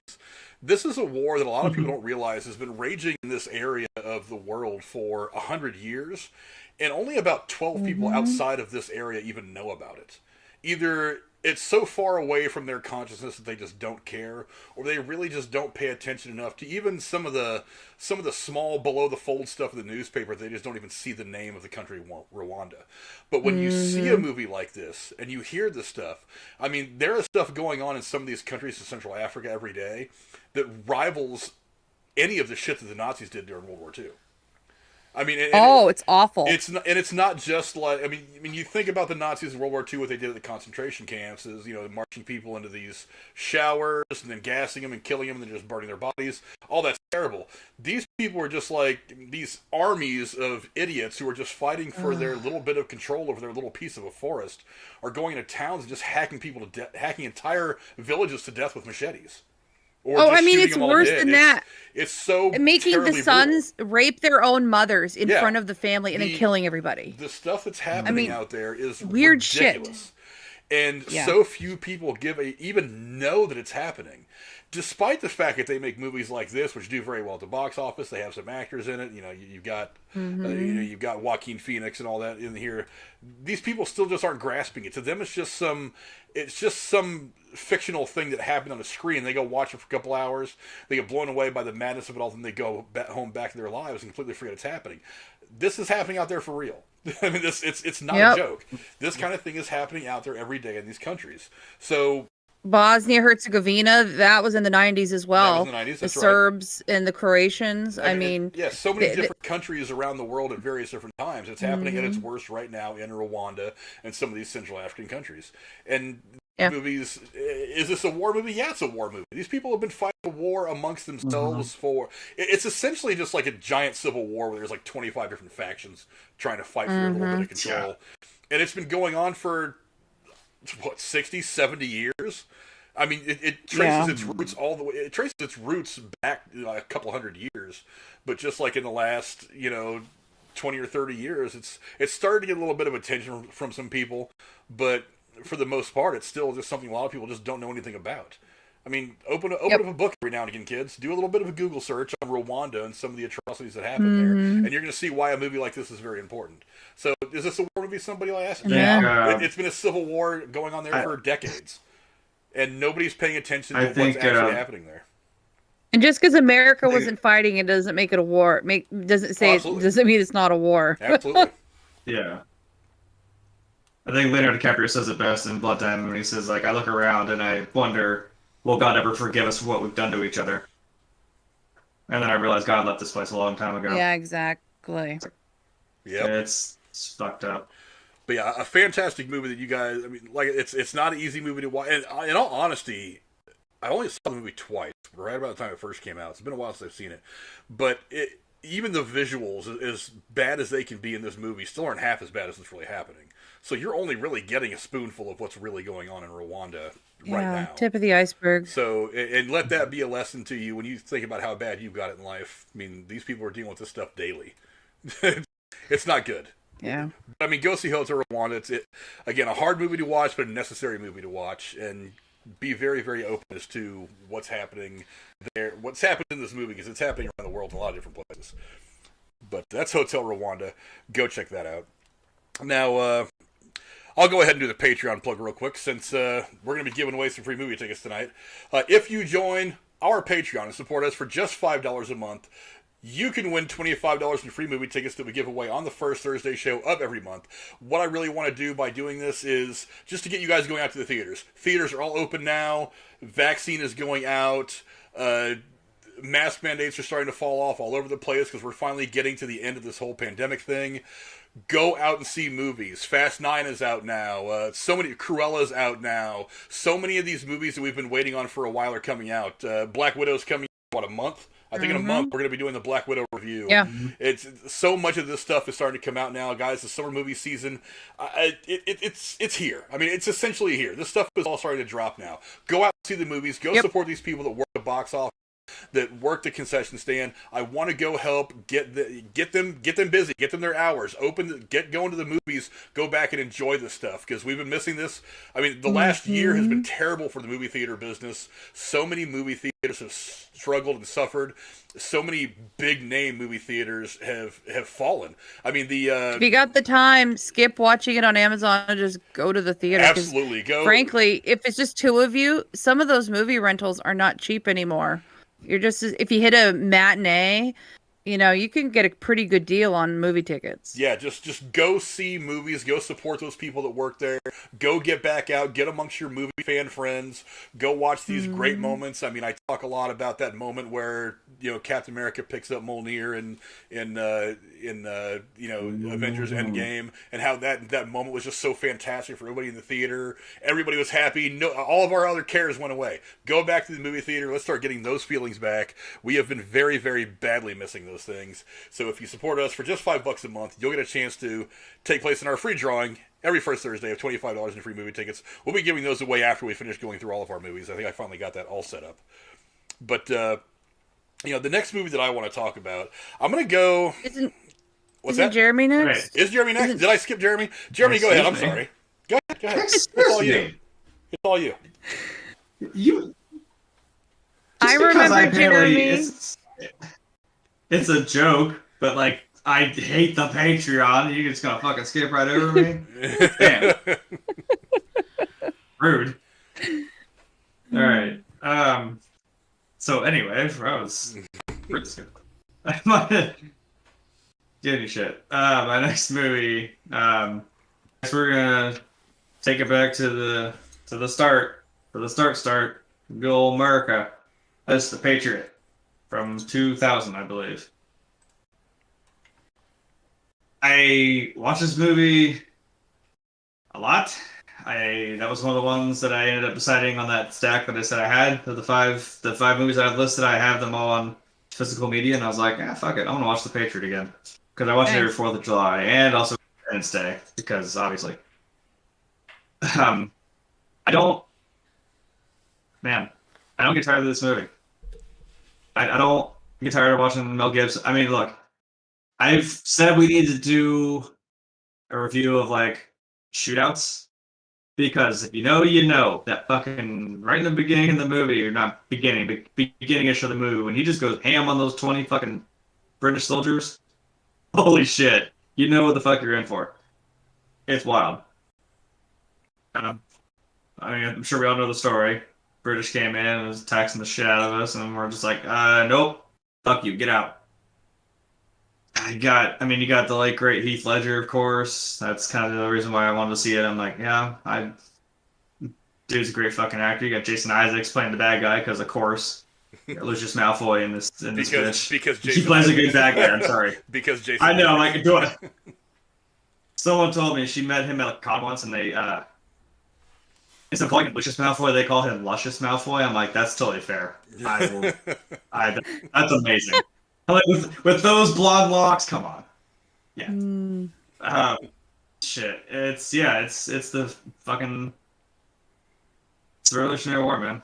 And the other thing that I really that attached to this movie for me is I used to be in a venturing crew that its specialization was in shooting sports. So anything, pistols, rifles, shotguns. They really do archery, but that was our thing. And on our shirts was the line from the movie "Aim small, miss small" on the back. Nice. So that's where it all came from.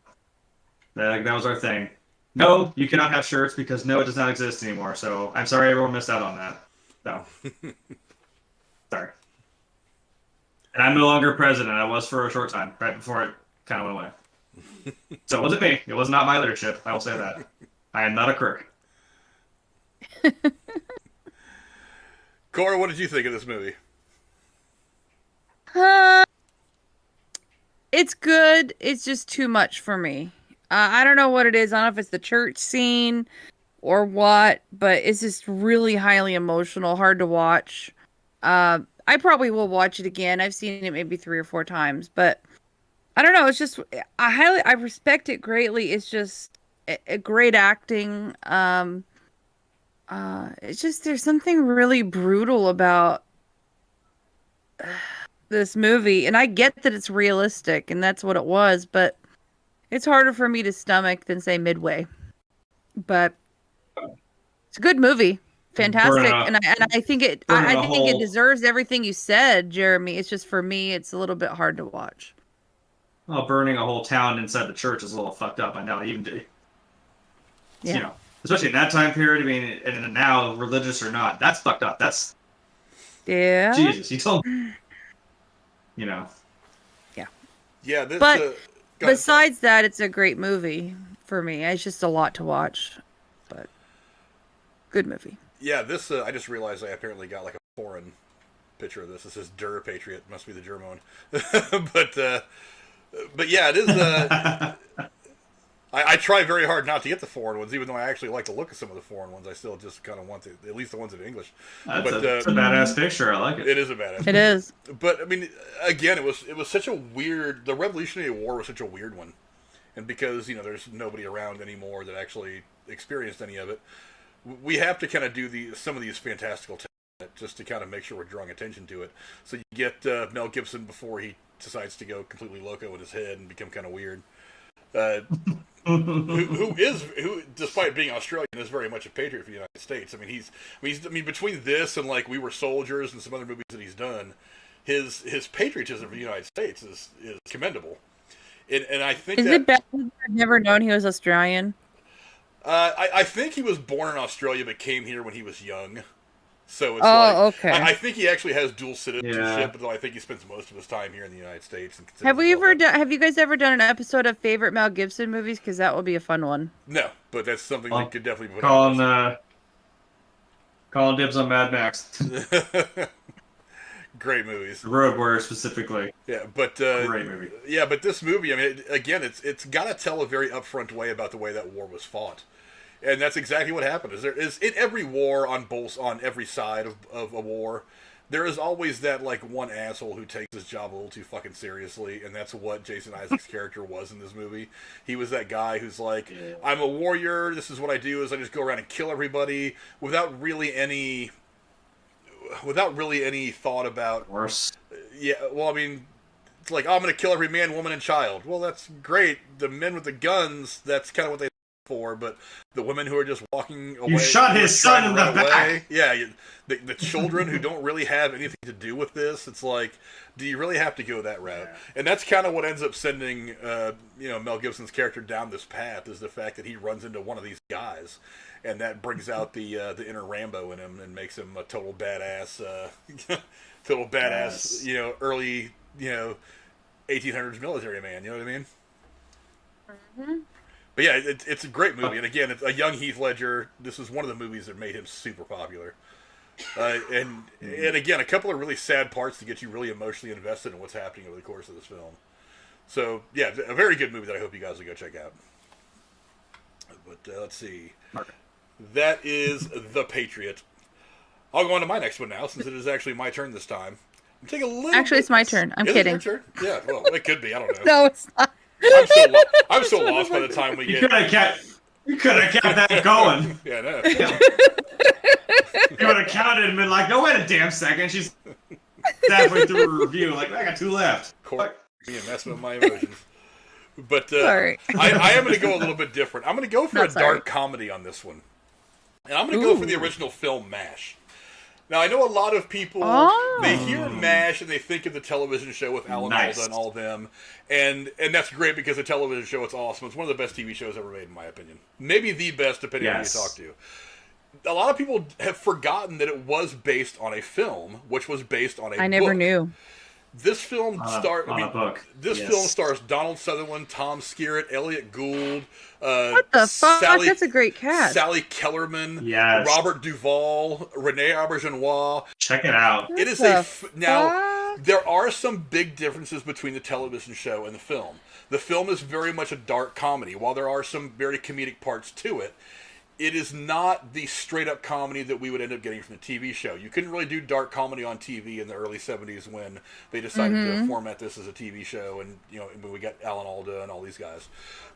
But it is a very dark comedy, and it is, like I said, it's based on a book where it basically just outlining how this group of army surgeons who were stationed at a MASH unit near the front in the Korean War in the early 50s, how they kind of dealt with being a couple of miles from the front and just being bombarded with hundreds of soldiers at a time that were wounded, some of them very, very seriously, and having to perform very delicate life-saving surgery basically on a conveyor belt.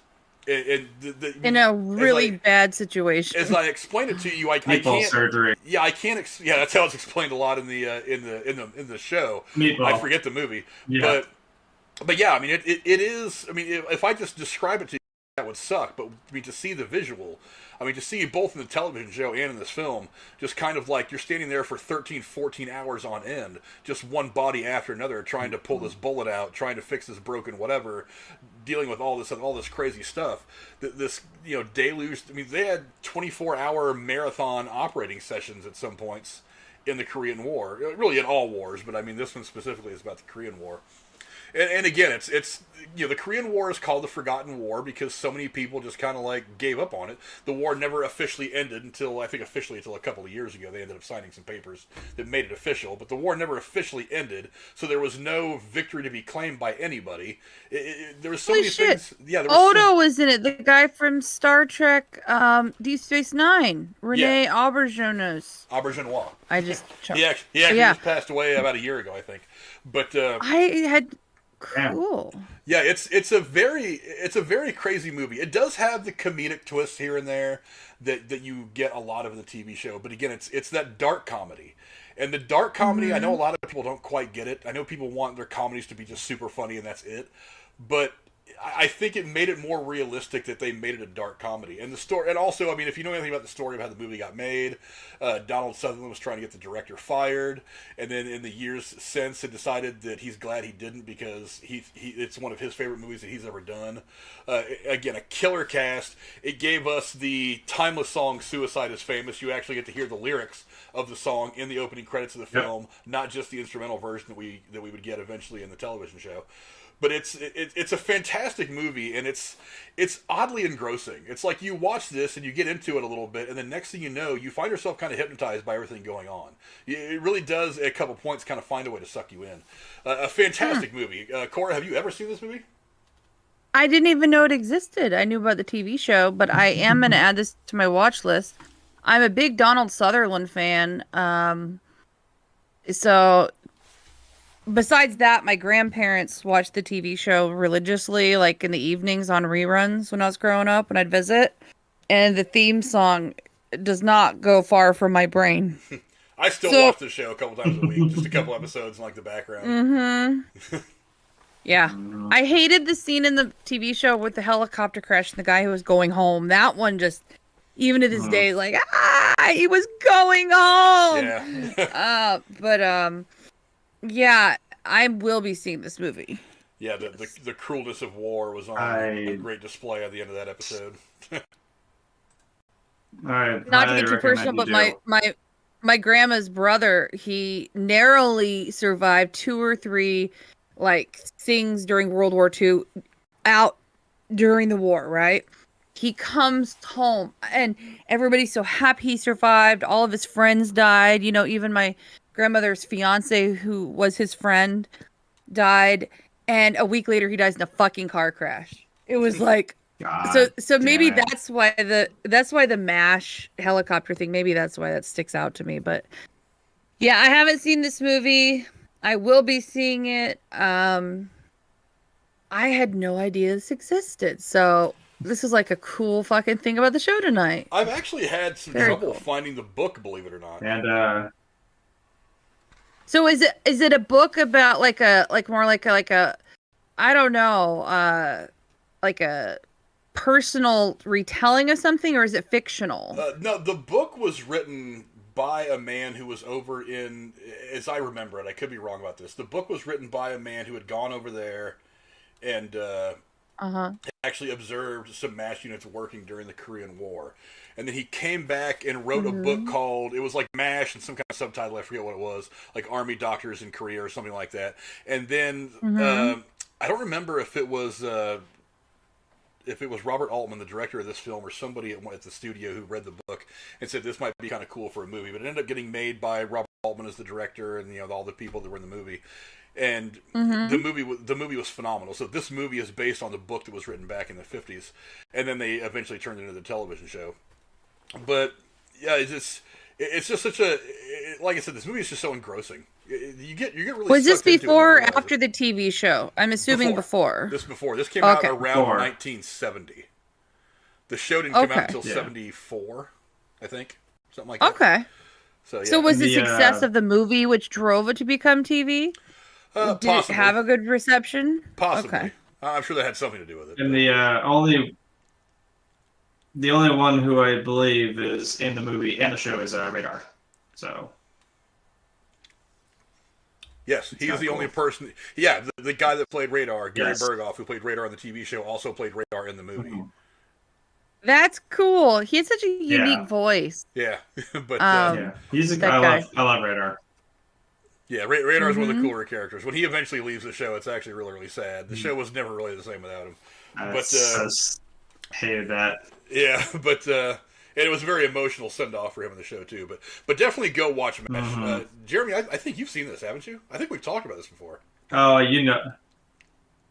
we probably have, and I have because like Cora said, this is actually I think my mom's favorite show. She had seen I think she said I had seen every episode when it came out except for the last season, and it was because she was getting married, to my dad. So I was like, no, that's fair. Okay, fair enough. Yeah. Yeah. So I've seen the movie, I've seen the show constantly, and I remember it was a few years ago. It was I think it was her birthday. I actually went out so she could finally see it. I bought her the entire series on disc, so you watch all the way through the whole show and finally see the shit that she never did get to see. Well, I've got So. Hulu, and then the TV show is on Hulu. I actually think this movie. What streaming service did I see it on? I don't know if it was Hulu. I think it may have been Prime. I don't know if it's available for Prime members. I think you still have to pay like $3 for it, but it's well worth it just to watch. I mean, it's a very interesting movie to watch, and it does kind of it is kind of a commentary of the time as well. It makes me wonder why the social justice warriors haven't attacked it yet and tried to get labels put in front of it, because they use not the N word, but the O at the end. You know what I mean? I'm afraid to even say it now, even though I think it's a bad word, because I'm afraid YouTube's gonna be a dick. But I mean, yeah, I mean there is this. I mean, it is just a display of the times, and not in a bad way necessarily. There's no racism that's overt anywhere in it, but I mean, it is a commentary on what life was like in the early 50s as you were just trying to make your way through all the craziness of being a doctor a couple miles from the front in Korea during the Korean War. It's a great movie that you can go see. The acting is beyond good. We've already listed the actors. It's that list today, and you're like, Jesus Christ, that's what 4 or 5 Oscar wins, probably a dozen nominations between all of them. I mean, it's Yeah. come on, that's just great stuff. It's just a great show. That's not just a hall. That's a house of fame. Yeah, that is. yeah, whole House of Fame. But Miss Cora, you've There got you one go. more movie you want to talk about, and what is that? I do. This is a World War II movie set in Germany in the 30s. It's basically kick-ass cast before they got famous. Swing Kids from 1993 with Robert Sean Leonard, Christian Bale, Barbara Hershey, Frank Welly, even has Noah Wyle in it from ER, and some other familiar faces. It's basically just a group of German teenagers who, in the midst of the Nazis rising in, German control, they just try to be normal teenagers. They're obsessed with American music and swing dancing and, just being teenagers. But then, everything changes in Germany and they have to choose. And one of their mothers who's widowed, ends up being courted by a Nazi officer. And because of that, what's his name? He's really familiar. He's not in the list here, but I'll find it. Anyways, their friends group is split when a couple of them decide to join the Hitler Youth, and some of them decide to be, loyal to their friends group, and some get, drink the Kool-Aid and, really become Nazis in their mindset. It's a telling coming of age story about these teenagers. And it's a part of a World War II history that before seeing this movie, I really had no concept or thought of what would it be like to be in Germany and see this happen all around you and be able to, and have nothing, and not be able to do anything. Or, having to make that choice. So anyways, it's one of my favorite teenager-ish movies because it came out when I was 13, 14 years old. So I love the movie. The music is near and dear to me because my grandfather had his own big band orchestra during World War II. And so that I was raised with that music. And on top of it, Christian Bale was very handsome even back then. And just a really good story, a lot of action and drama. The plot's good. It moves quickly. The costuming and the scenes look really accurate to the period. Not a lot of fictional, Hollywood grabs. It feels realistic of what could have actually happened. So yeah, that's it. Swing Kids from 1993. It didn't do so great in the box office real quick though. The budget was $12 million. The box office was 5.6. Rotten Tomatoes gives it 56% rating. And let me check Internet Movie Database. They're giving it, why is it not listed? There it is at the top. 6.8. So it's really not considered a great movie, but to me, it's a good one. Yeah, Robert Sean Leonard is actually one of my favorite actors. I used to watch House religiously when it was on TV, and he played House's buddy. Also, Christian Bale, Frank Whaley, Noah Wyle. It's also got Dave in it, by the way, and Cora, we know him as the doctor from Downton Abbey, just so you know. Okay, thank you. So what are some of your thoughts on this, Jeremy? Kind of in the middle on this one. I have heard of this movie, though, at least, but I dropped my phone. I have not seen it. It's okay. God damn it. I'm dropping shit, sorry. There we go. Oh. Look, I can't go wrong with Christian Bale, so yeah. That's all I have to say about that, really. Okay. Yeah, again, World War II just kind of lends itself to great filmmaking for some reason. I don't really know why. But one of the interesting things about this movie, I honestly haven't seen it. One of the things that is interesting to me about it, as Cora describes it, is I think we need to be reminded from time to time that while the German government and some of the people involved in running it were responsible for terrible things that happened during the Holocaust, there are a large number of citizens who were not really cool with what was going on. To be honest, a lot of them didn't know what was going on, the exact truth of what's it was very subtle and slow. Yeah, but the integration of the Nazi regime. Yeah, but you have to remember that a lot of these people, it wasn't that they supported anything the Nazis really thought. Where else were they going to go? I mean, it wasn't the easiest thing in the world to just move to another country back then. I mean, I know a lot of people came to America from Europe during World War II to escape all this crazy fascism stuff, But I mean, it wasn't like jumping on an airplane and flying over here and being there in 12 hours. You were looking at a journey that could take weeks. And when you've got a couple of kids in tow, I mean, just cramming yourself into a third-class bunker on a ship for 3 weeks, and then some more traveling by car or bus or even walking a part of it is not the easiest thing in the world to do. Back in even 1940, you know what I mean?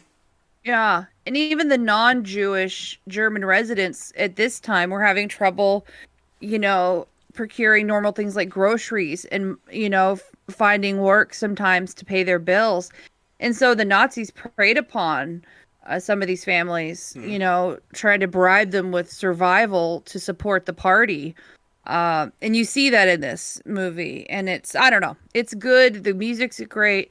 And it's kind of cool to see some of these actors when they were young. Kind of like going back and watching The Breakfast Club, kind of like reminiscing.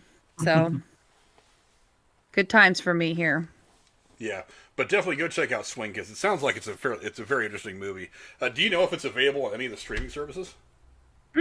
I'm sure it is. It's not hard to find. Let me look.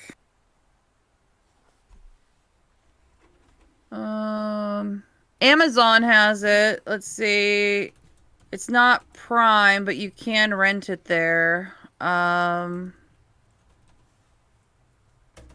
It says it's available on Hoopla, which I've never even heard of to begin with. Never heard of it. But sometimes Sounds it's on like cable. a lot of hoopla. Actually, most of those are all owned by the bigger streaming companies. I know Disney owns a Wait a bunch second. of Wait a no-names second. in It's on Europe. Disney Plus. Oh, is it It's really? on Disney Plus. Yeah. Well, I have Disney Watch Plus. Swing Kids. 1930. Yeah, Swing Kids is on Disney Plus.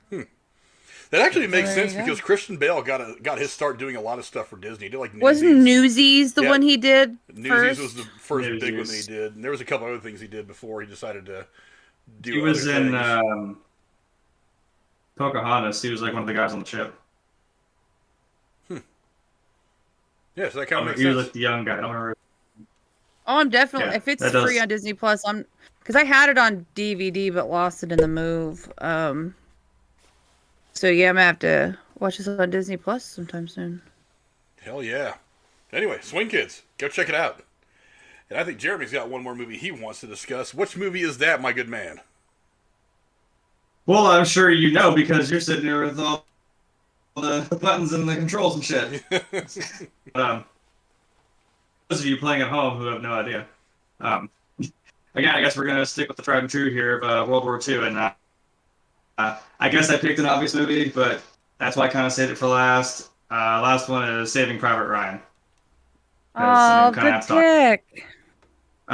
Which now, if it makes sense, why I was asking the two of you which one is less sad, because I'm like, I don't know. Because we aired it down when I was watching one with Rachel. I was like, that's what she asked me. She's like, which one's less sad? I'm like, dude, I don't know. Holy shit! Like after in the day I'll dribble for a second. Like, I have To be think. fair, he was asking, was Saving Private Ryan, or what was the other one again?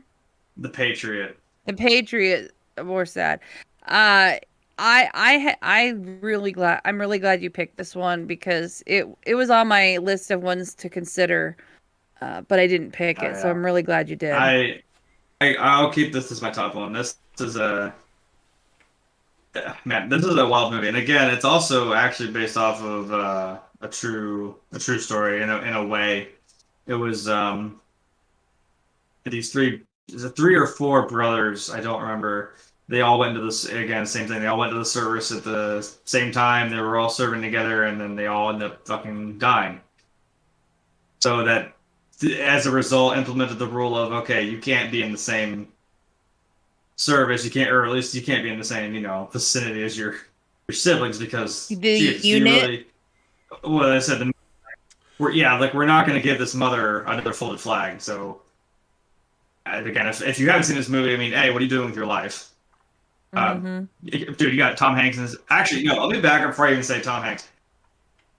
I didn't realize this until when I was older and watching this movie and knowing more about movies. I'm like, holy shit, there are a lot of people in this movie that, like, Edward Burns. I mean, people. Vin Diesel, Vin Diesel. Paul Giamatti. Yeah, fucking Nathan Fillion's in there for a fucking second. I never remember the damn dude's name, but he was in Taken. He was one of Liam Neeson's buddies. Fucking the guy that did the computer shit. And But did the here's the tech. thing: are you I know you're talking surprised with Steven Spielberg? I mean, Steven Spielberg can get anybody. No. That's what I'm saying. This again, this is why they've always said this. The World War II is Spielberg's war because he has done a number of movies on it and he does it really well. I mean, this is. I'm gonna keep pitching this idea for the shootouts. This opening of this fucking movie, holy good God, is in your face. It's brutal. It does not hold any punches back. It's visceral as hell. Because it's like, I mean, you know, even if the guys on the boat had no idea, it's like as soon as that door drops down, boom, it's over. They're little fuckers are sitting up there in that bunker with a fucking G-42 sitting there watching the fucking beach for these guys trying to get in there. And honestly, again, when I was talking about earlier, like when I started with Midway, I'm like, this is in the Pacific. I'm like, now we're talking about Europe. This was our fucking, like, gritting our teeth. We're coming the fuck in here because if we hadn't, I mean, shit. Imagine if we hadn't even gotten into Europe. It was kind of hairy there for a second. Got our fucking foot in the sand, quite literally, and just plowed the fuck forward. Anyway, the point of the movie is we're all trying to find fucking Matt Damon in the middle. As he said, we're trying to find one guy in the middle of this whole goddamn war because 3 of his brothers had died. So they're like, well, we're gonna pull this 4th brother out because his mom doesn't deserve that, doesn't deserve that kind of heartbreak, And of course, it's kind of a conflict of like, well, he doesn't want to leave because like, well, I'm staying with the only brothers I have left now, and that's these guys. Like, it's an emotional movie. It's got some deep shit, got some dark shit in it too. But hey, as far as World War II movies or even just war movies go, I'd say this is definitely way up there. Yeah. And also, I love the sniper. He's my favorite, and I don't want to ruin it, but god damn it! So I appreciate you shooting that Springfield left-handed, right-handed gun, but you flawless. Like that dude just left-handed that fucker all day, and I'm like, okay, I see you. I see you. Well, snipers nowadays, they have their guns custom made. So being a lefty is not as big of a deal. But back in World War II, there really wasn't there was no lefty sniper rifle. If you were a lefty, you either learned to shoot right-handed, or you got really, really good or really, really fast. Or you dealt with it. And as I'm saying, that's why I appreciate that, because I know it'd be part of now a fucking choice. So I appreciate you even more, dude. Yeah, the opening scene for this, the storming of the beaches, got a lot of love from military historians about its insane accuracy of just how chaotic the whole thing was, and I think it was an interesting artistic choice for Spielberg to have it actually last for a solid 20-25 minutes or something like that. Some minutes. It's a long sequence. Yeah.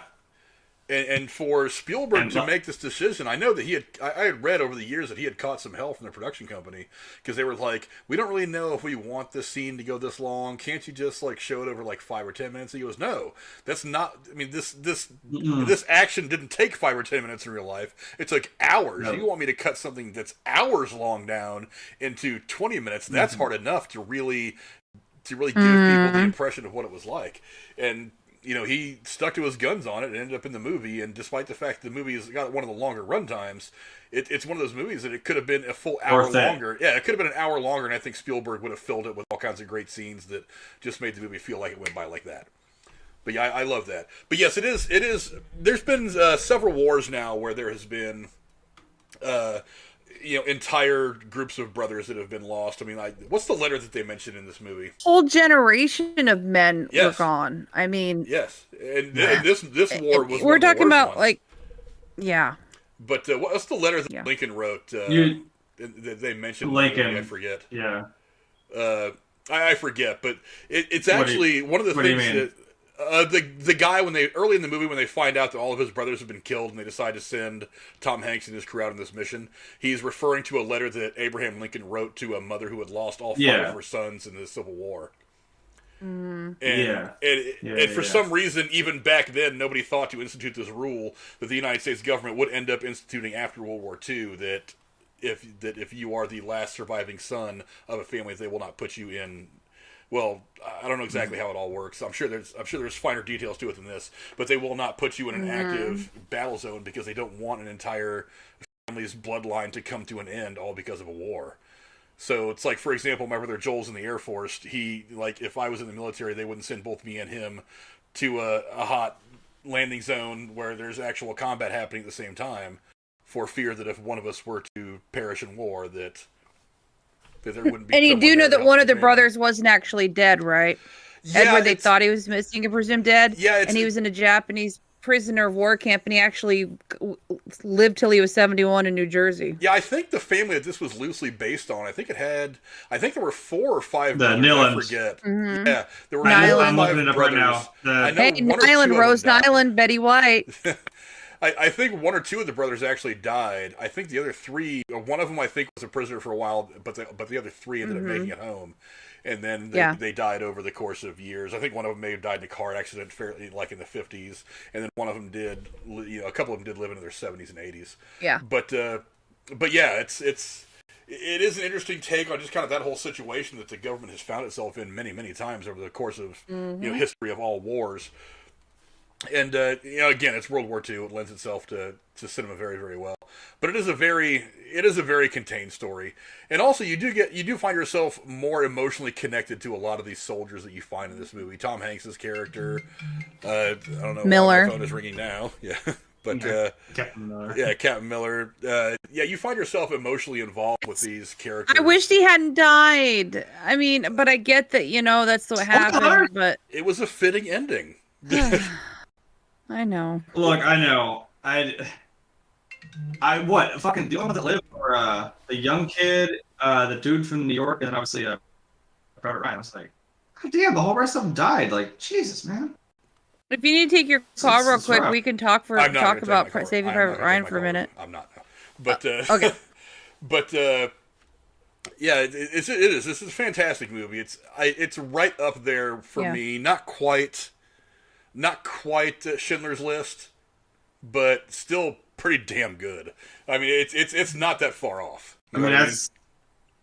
I mean, we were talking about like Tom Hanks. I'm like, well, that's why the last thing he said to him was earn this. Yeah. Fucking told this kid like, hey, we did this shit for you. Like, don't fucking waste this, dude. I mean, I know I joke in Call of Duty and shit when I fucking get killed and I bring my teammates back. I'm like, don't you fucking waste that, damn. I just died for you. It's in a lighthearted way. That's kind of the same thing. Like, I get them back and I fucking end up being shot. I just saved you, Private Ryan. Damn it. I earned this. One of my friends, his gamer tag is Private Ryan too. That is his name, so that's the joke. I'm like, don't you fucking waste the shit. When this movie first came out, didn't it come out right around the same time as the HBO series Band of Brothers? So there was a lot of interest in I think Band of Brothers this came out type after of this. Oh, okay, I knew it was something like one right. triggered the other. I think being made. I could be wrong about that. I think this one But, was probably a big. 2000s. I think this one was probably a big reason why Band of Brothers got made. But yet, Band of Brothers was also co-produced by Spielberg and Tom Hanks. That's what I was gonna say. I think he was a part of both. But fuck, look at the numbers on this thing. Budget 70 million, box office almost 500 million. And this movie was not short, by the way. This is like a 2.5-hour movie. Yeah. It's a long one. Yeah. It's a hefty movie. Yeah, it's a long one. But again, it's one of those movies that it's like it goes by in the blink of an eye. You get so wrapped up in it that when the movie's over, you're like, holy shit, that was pretty good. You just kind of forget that you were even sitting watching it. You get so brought into it. Yeah. You're sitting on the edge of your seat like, where is he? Where is he? Where is he? God damn it, is he here? No. Oh, damn it, where are they? We're gonna count dog tags? Shit! Helicopter fell out of the sky? Yeah. I'm really glad like, you picked it. He's just randomly in this fucking field. Like, oh, there he is, right there. How the fuck did we luck that out? Damn. I love the first scene when they first actually like see him and talk to him, and he's like, "Dude, I'm working on this bridge project right now. Like, you do you. I got this shit. Yeah. It's all good. Keep moving along. I'm taking care of this bridge. You can just whatever." Because you're expecting when this comes to fruition, like, well, how's he gonna take this? Like, what's gonna fucking? I mean, hey, you expect it to be dramatic. But it's nothing. He's Yeah, just but like, then- hey, what's up? I've got this, what are you doing? Well, I know, but like I kind of expected that because I was like, what if you just? I thought that too. I'm like, what if you just want to go? Like, I mean, also you're a soldier, you have your duty. I'm like, I know they mentioned like, no, this is straight for the top. There's no debating this, kid. You're coming with us. Like, Yeah. I don't know. I get. Because kinda isn't it pretty decently far into the movie before they actually connect up with him physically? And so like there's this big like Yeah. hype Oh, up, it's and you're like, when are they gonna get to him? Yeah, it's like the beginning of the third act. the last half hour of the movie. It's Yeah. way late in the movie. It's like the third act. Mm-hmm. But yeah, it's a fantastic movie. I mean, I would imagine that most people have seen it by now, but if you haven't, I mean, go watch it. I mean, you want to see some vintage, Oh God, yes. purely wonderful Tom Hanks. It's like, this is one of my top 5 Tom Hanks movies. I mean, it's the guy's just when him and Spielberg get together, they make some fantastic. Oh, Mhm. fuck. What if we did a list of Tom Hanks movies? Holy That's shit. That would be that. Yeah, I'm all on board for that. Yeah, I'm sure that's I'm coming. calling it now. That would be fun. That's coming eventually, I'm sure. Yes. There's a laundry list of actors that Fuck we do it. top 5. I'm writing it down right now. But Hell yeah. he's already making his list. Put it in my take care phone of it. before I fucking forget. I'll put it on Oh, our yeah. list. I'll have it done before we fucking close this out. Trust me. Well, I'm going to go ahead and go into my last movie so that we can get to the big giveaway that I'm sure some of you are waiting for. Now, I've look, I won't go into some long-winded introduction. I've preached how wonderful this movie is so many times on this channel at some point that you guys just need to go see it. This movie is called Escape from Sobibor. It's led by the late great Rutger Hauer, along with Alan Arkin, who is a fantastic actor. And it is it's a story about, there were actually 3 uprisings by Jewish prisoners at death camps and concentration camps in Europe over the course of World War II. This is considered by many to be the most successful. Now, it was actually a mini-series that was made for TV, but once it came out in 1987, I believe, they actually cut it together as about a 2-hour-long movie and released it in film form. And it is so much better because they put some stuff in there that was probably not entirely suitable for TV, but it does really give you this great visual as to how terrible this whole thing was. Not only how terrible the whole thing was, but what some people were willing to do, what they were willing to sacrifice, what they were willing to risk to get out from one of these places. Now, for those of you who don't know, Sobibor was a death camp in eastern Poland along the Russian front. And it was one of the places where they would send not just Polish Jews, but also Russian Jews or Russian army prisoners that they would capture along the Eastern Front in the Nazi battle with the Russians. Now, it really is. I mean, I don't know what else I can say about it. I've talked about it a couple of times in this channel. It is a phenomenal movie. It's got Joanna Pacula, who a lot of people remember. She was Doc Holliday's woman from Tombstone. She's been in a couple other movies, but these are the 2 movies that I remember her most from. And it's Alan Arkin. Look, I can't sing that guy's praises enough either. He's been in so much great stuff. And Rutger Hauer, who, again, was in so many great films. But it tells such an amazing story. It is up with Schindler's List as one of the movies that I think is hardest to watch. But I feel like I have to watch it at least once a year because of what it means and what it represents. As much as I've talked about this movie, Jeremy, have you seen this movie at all? I actually have not. Sorry to end on that, like where I'm like, oh, I have not seen that. But I've never even heard of it. I have not. They actually came out. There was a European movie that came out called Sobibor, I think about a year and a half ago. I mean, it's. I think it was a Polish-made film, and I know it's on one of the streaming services, but it's in subtitles. I don't generally like subtitles. I don't like spending all my time reading the movie because I end up missing a lot of the action, I love subtitles. Fuck you. Subtitles myself. I don't. Jeremy, we should make him do a top 5 movies that have subtitles. My list is going to be short. See, this is why. No. See, this is why he doesn't want to do the fucking anime shit. I'm like, yeah, because hey, I'm going to say this if anyone knows. It's dubbed. You get the fuck out of my house.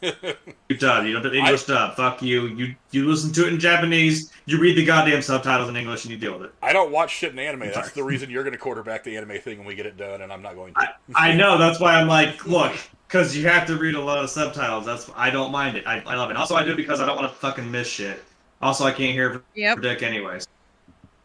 I want to catch every single little thing. I'm absorbed into a fucking movie or show. I like watch it. the subtitles that are for that is English for hearing impaired, because sometimes they tell you about noises and things that are happening that you may not notice. That's what I'm saying. Like door closing or bomb going off or shots fired. You know. It'll ask you like, do you want like full or like just the cinematic stuff, or do you want just the dialogue? And I'm like, some games I don't want shit ruined. Where I'm like, oh, I just saw a bomb. Like, well, yeah, I heard it. Thank you. I need you to tell me. But like, some I like having the little extra bits in there, not just the dialogue. So, yeah, that's just me. But anyway, back to this movie. It's awesome, and you guys should watch it. I don't know how this became Jeremy shitting on me because I don't like subtitles. Even Jennifer's in the chat getting on. Well, I like subtitles too, so I think you should like them too. Look, sometimes I will flip the subtitles on if I can't quite, like if there's a lot of dialogue going on and I can't quite catch an important word or piece of dialogue, I might back it up a couple seconds, flip the subtitles on so that I can get the dialogue because that's important. But for the most part, I don't want to read my movies. I want to watch them. So, you can't do both at the same time? That's what I do. I spend all my time reading the bottom of the screen, and like the Marvel movies, for example. There's so much stuff that's in the background of the Marvel movies that if I'm spending all my time watching the bottom third of the screen for the words, I'm missing all that shit in the background. I'm missing 75% of the movie. Catch it, like on the third or fourth. You look down, you kind of like you read it. You know your eyes can move up and down, right? But when there's a lot of dialogue going, I scan the screen. I'm the same way, Jeremy. I don't get his argument, but to each their own. When there's a lot of Well, there's like a lot of people arguing back and forth, a lot of shit like that. I'm reading and reading and reading. I'm not catching the film itself. You know what I mean? If I wanted to read, I'd read a damn book. I don't know. I got books back here. Read those. Okay. And now even Jennifer's in the chat giving me shit about it because she watches stuff with subtitles on. We still love you, Frank. I don't get it. And what's crazy, it's one thing when I'm recording and she's sitting over there in the next room watching TV, and it can't be crazy loud because I don't want the microphone to pick it up, so YouTube can be a dick and hit me with some kind of a strike for nothing. But it's like when we're just sitting here watching TV, she has subtitles on. I'm like, the fuck is wrong with you? You're watching the movie. You're watching the show. Why are the subtitles on? Well, I think you should back off a little bit on that because Jeremy and I are telling you there are other people who enjoy the subtitles, so maybe she's just in our camp about that. There's nothing wrong with her. It's just like some people call a soda, some people call it a pop. I mean, it's just a difference, whatever. Yeah, crazy people call it pop. I don't know. I've always... It's your channel. Oh my god, just because you're from California. I'm from Oregon, and I call it soda. In Oregon, we call it soda. It's so did I. I grew up in California. It's a West Coast thing. Y'all are in my neighborhood right now. It's pop. Fuck you. It is Pepsi. I'll fight you. That is the hill I will die on. Excuse the show derailing over subtitles. Everything is Pepsi. Anyway, go watch Escape from and fucking soft drinks. I don't know about you guys, but I feel like giving away $25 in free movie tickets. I think that would be great. I think you should give them... I think you should do it. I think your wife should win it, and then make you watch subtitles with the movie. She won it last month. I don't want her to win it 2 months in a row. But anyway, I've got them all up there. I've got Jennifer, who missed the harsh truth, Gatekeeper Drew, Clutch Time Sports, Brody. What's going on? Check out his channel. I don't know if I've updated the stuff with all his links or not, but I will. And you haven't. Casey, I checked. I was going to tell you. Raw are the active patrons. Let me check one more time to make sure I'm not forgetting. I think you have Really Mysterious in there too now, don't you? I checked them as I was setting it up earlier. If somebody jumped in there between then and now. Oh, I thought he did it last week, but I was wrong. I will go look real quick where I've got everybody because I don't want to. Am I not on there? Am I not on your patron anymore? It wasn't showing an active one. Oh, that's okay. I don't want the... You're on my list, so maybe I just didn't activate it right. I don't want the money, though. Let anybody else win. Bring it up. And make sure 5 memberships. It says I'm the harsh truth at $5. I don't want to be on the list, but... Active members, Crunch Time, Casey, Jennifer, Gatekeeper Drew. Okay. So I've got all the active people. Weird. I just realized I have to update something on mine too, but I'll take care of that after the show. Because it's time to give away. Time to give away some stuff. I just realized I was doing all that live on YouTube. But anyway. Here we go, everybody. Let me make sure it's back on the the thing. How weird. I'll have to check my Patreon. I have to update something on mine too, but I'll get around to that. That's and okay. As soon as I make sure everybody is looking at the same thing that I'm looking at, there we go. Let's spin and see who wins. Oh, I just figured it out. None of my things went through. I have to redo all my things. Patreon Brody! didn't do automatic payments. Brody from Crunch Time Sports wins the $25 in free movie tickets. I don't know what that Awesome. I don't know what that translates to in Canadian dollars. It's like what is it? It's like 17 or 18 spoonfuls of maple syrup, 4 or 5 pounds of elk horn. I don't know what that translates to. But I will be sending $25 in free movie tickets to Brody at Crunch Time Sports. Congratulations, my brother. Thank you for supporting the show. We very much appreciate it. And I think that's just about it for tonight's broadcast. I want to thank all you guys for hanging out with us. I want to thank my amazing co-hosts, as always, Lady Cora for being so amazing and wonderful, my hetero life mate Jeremy for bringing all the great things that he does to the show. I didn't see Rachel in chat tonight, but I'm sure she's probably watching. She's just lurking somewhere. Hi, Rachel. What's going on, kid? She is actually busy. She's busy setting up a yard sale, and that's actually what I'm doing for like the next 2 days as well. I'm helping with that. So okay, well, you help her with that. Thanks, everybody. I was going to ask you real quick. Did everybody get to see Jeremy's little board behind his head? I like it. It's a good one this week. Well, yeah, it's just subtle. Yes, if anyone is a fan, like I am of Fallout, I mean, come on, war never changes. You never get tired of hearing that shit in Ron Perlman's husky voice. So there you go. Thank you again, everybody. Chris Skywalker, Jennifer Missed the Harsh Truth was in here. Let's see, Cora, who was on the call as well. A bunch of people. Let me get back all the way up here. The Flow Chamber, what's going on, man? He's been a guy that I've been watching a lot more lately. He's connected over with everybody at the Night Watch Zone, so go check him out as well. Let's see, Chris Skywalker. Beersy was in here for a minute. Randy Viper, Really Mysterious. Thanks to all you guys for hanging out. TSS2, Penny the Pooh, Van Edwards, a bunch of cool people were in here hanging out with us tonight. Thank you very much. Catch us. I don't know. Let's see, the Loki thing. I think Loki drops, next week? So we're going to be... what's happening is... what we're doing is we're switching things up for Loki. So instead of doing random shows like this on Thursdays, we'll do Loki reviews on Thursdays. And on Monday or Tuesdays, depending on Frank's baseball schedule, we'll be doing the top 5 or topic or movie review. Correct, Frank? Something like that, yes. Also, you're going to stop seeing a lot of videos like this, generally speaking, because now that there are movies coming out in the theaters and stuff like that, I really want to get back to doing the reviews of newer released movies. I'm going to have to get into that at some point. Again, schedule's like Hitman Bodyguard right 2 is coming out next week. Yeah, or 2 weeks from now. A whole lot of them coming up over the course of the summer. But I do want to get back into those, so that's going to alter the schedule a bit. But you guys are going to start getting new reviews from us again. We haven't been able to do those really except for here and there for the last year and a half. So I'm very, very happy to get back to those. And also, I think Aaron wants to do a couple that are coming up, so you'll hopefully see him on the channel a little bit more. But anyway, that's what's coming up. Thank you guys for checking us out. We will see you guys later on. Adios!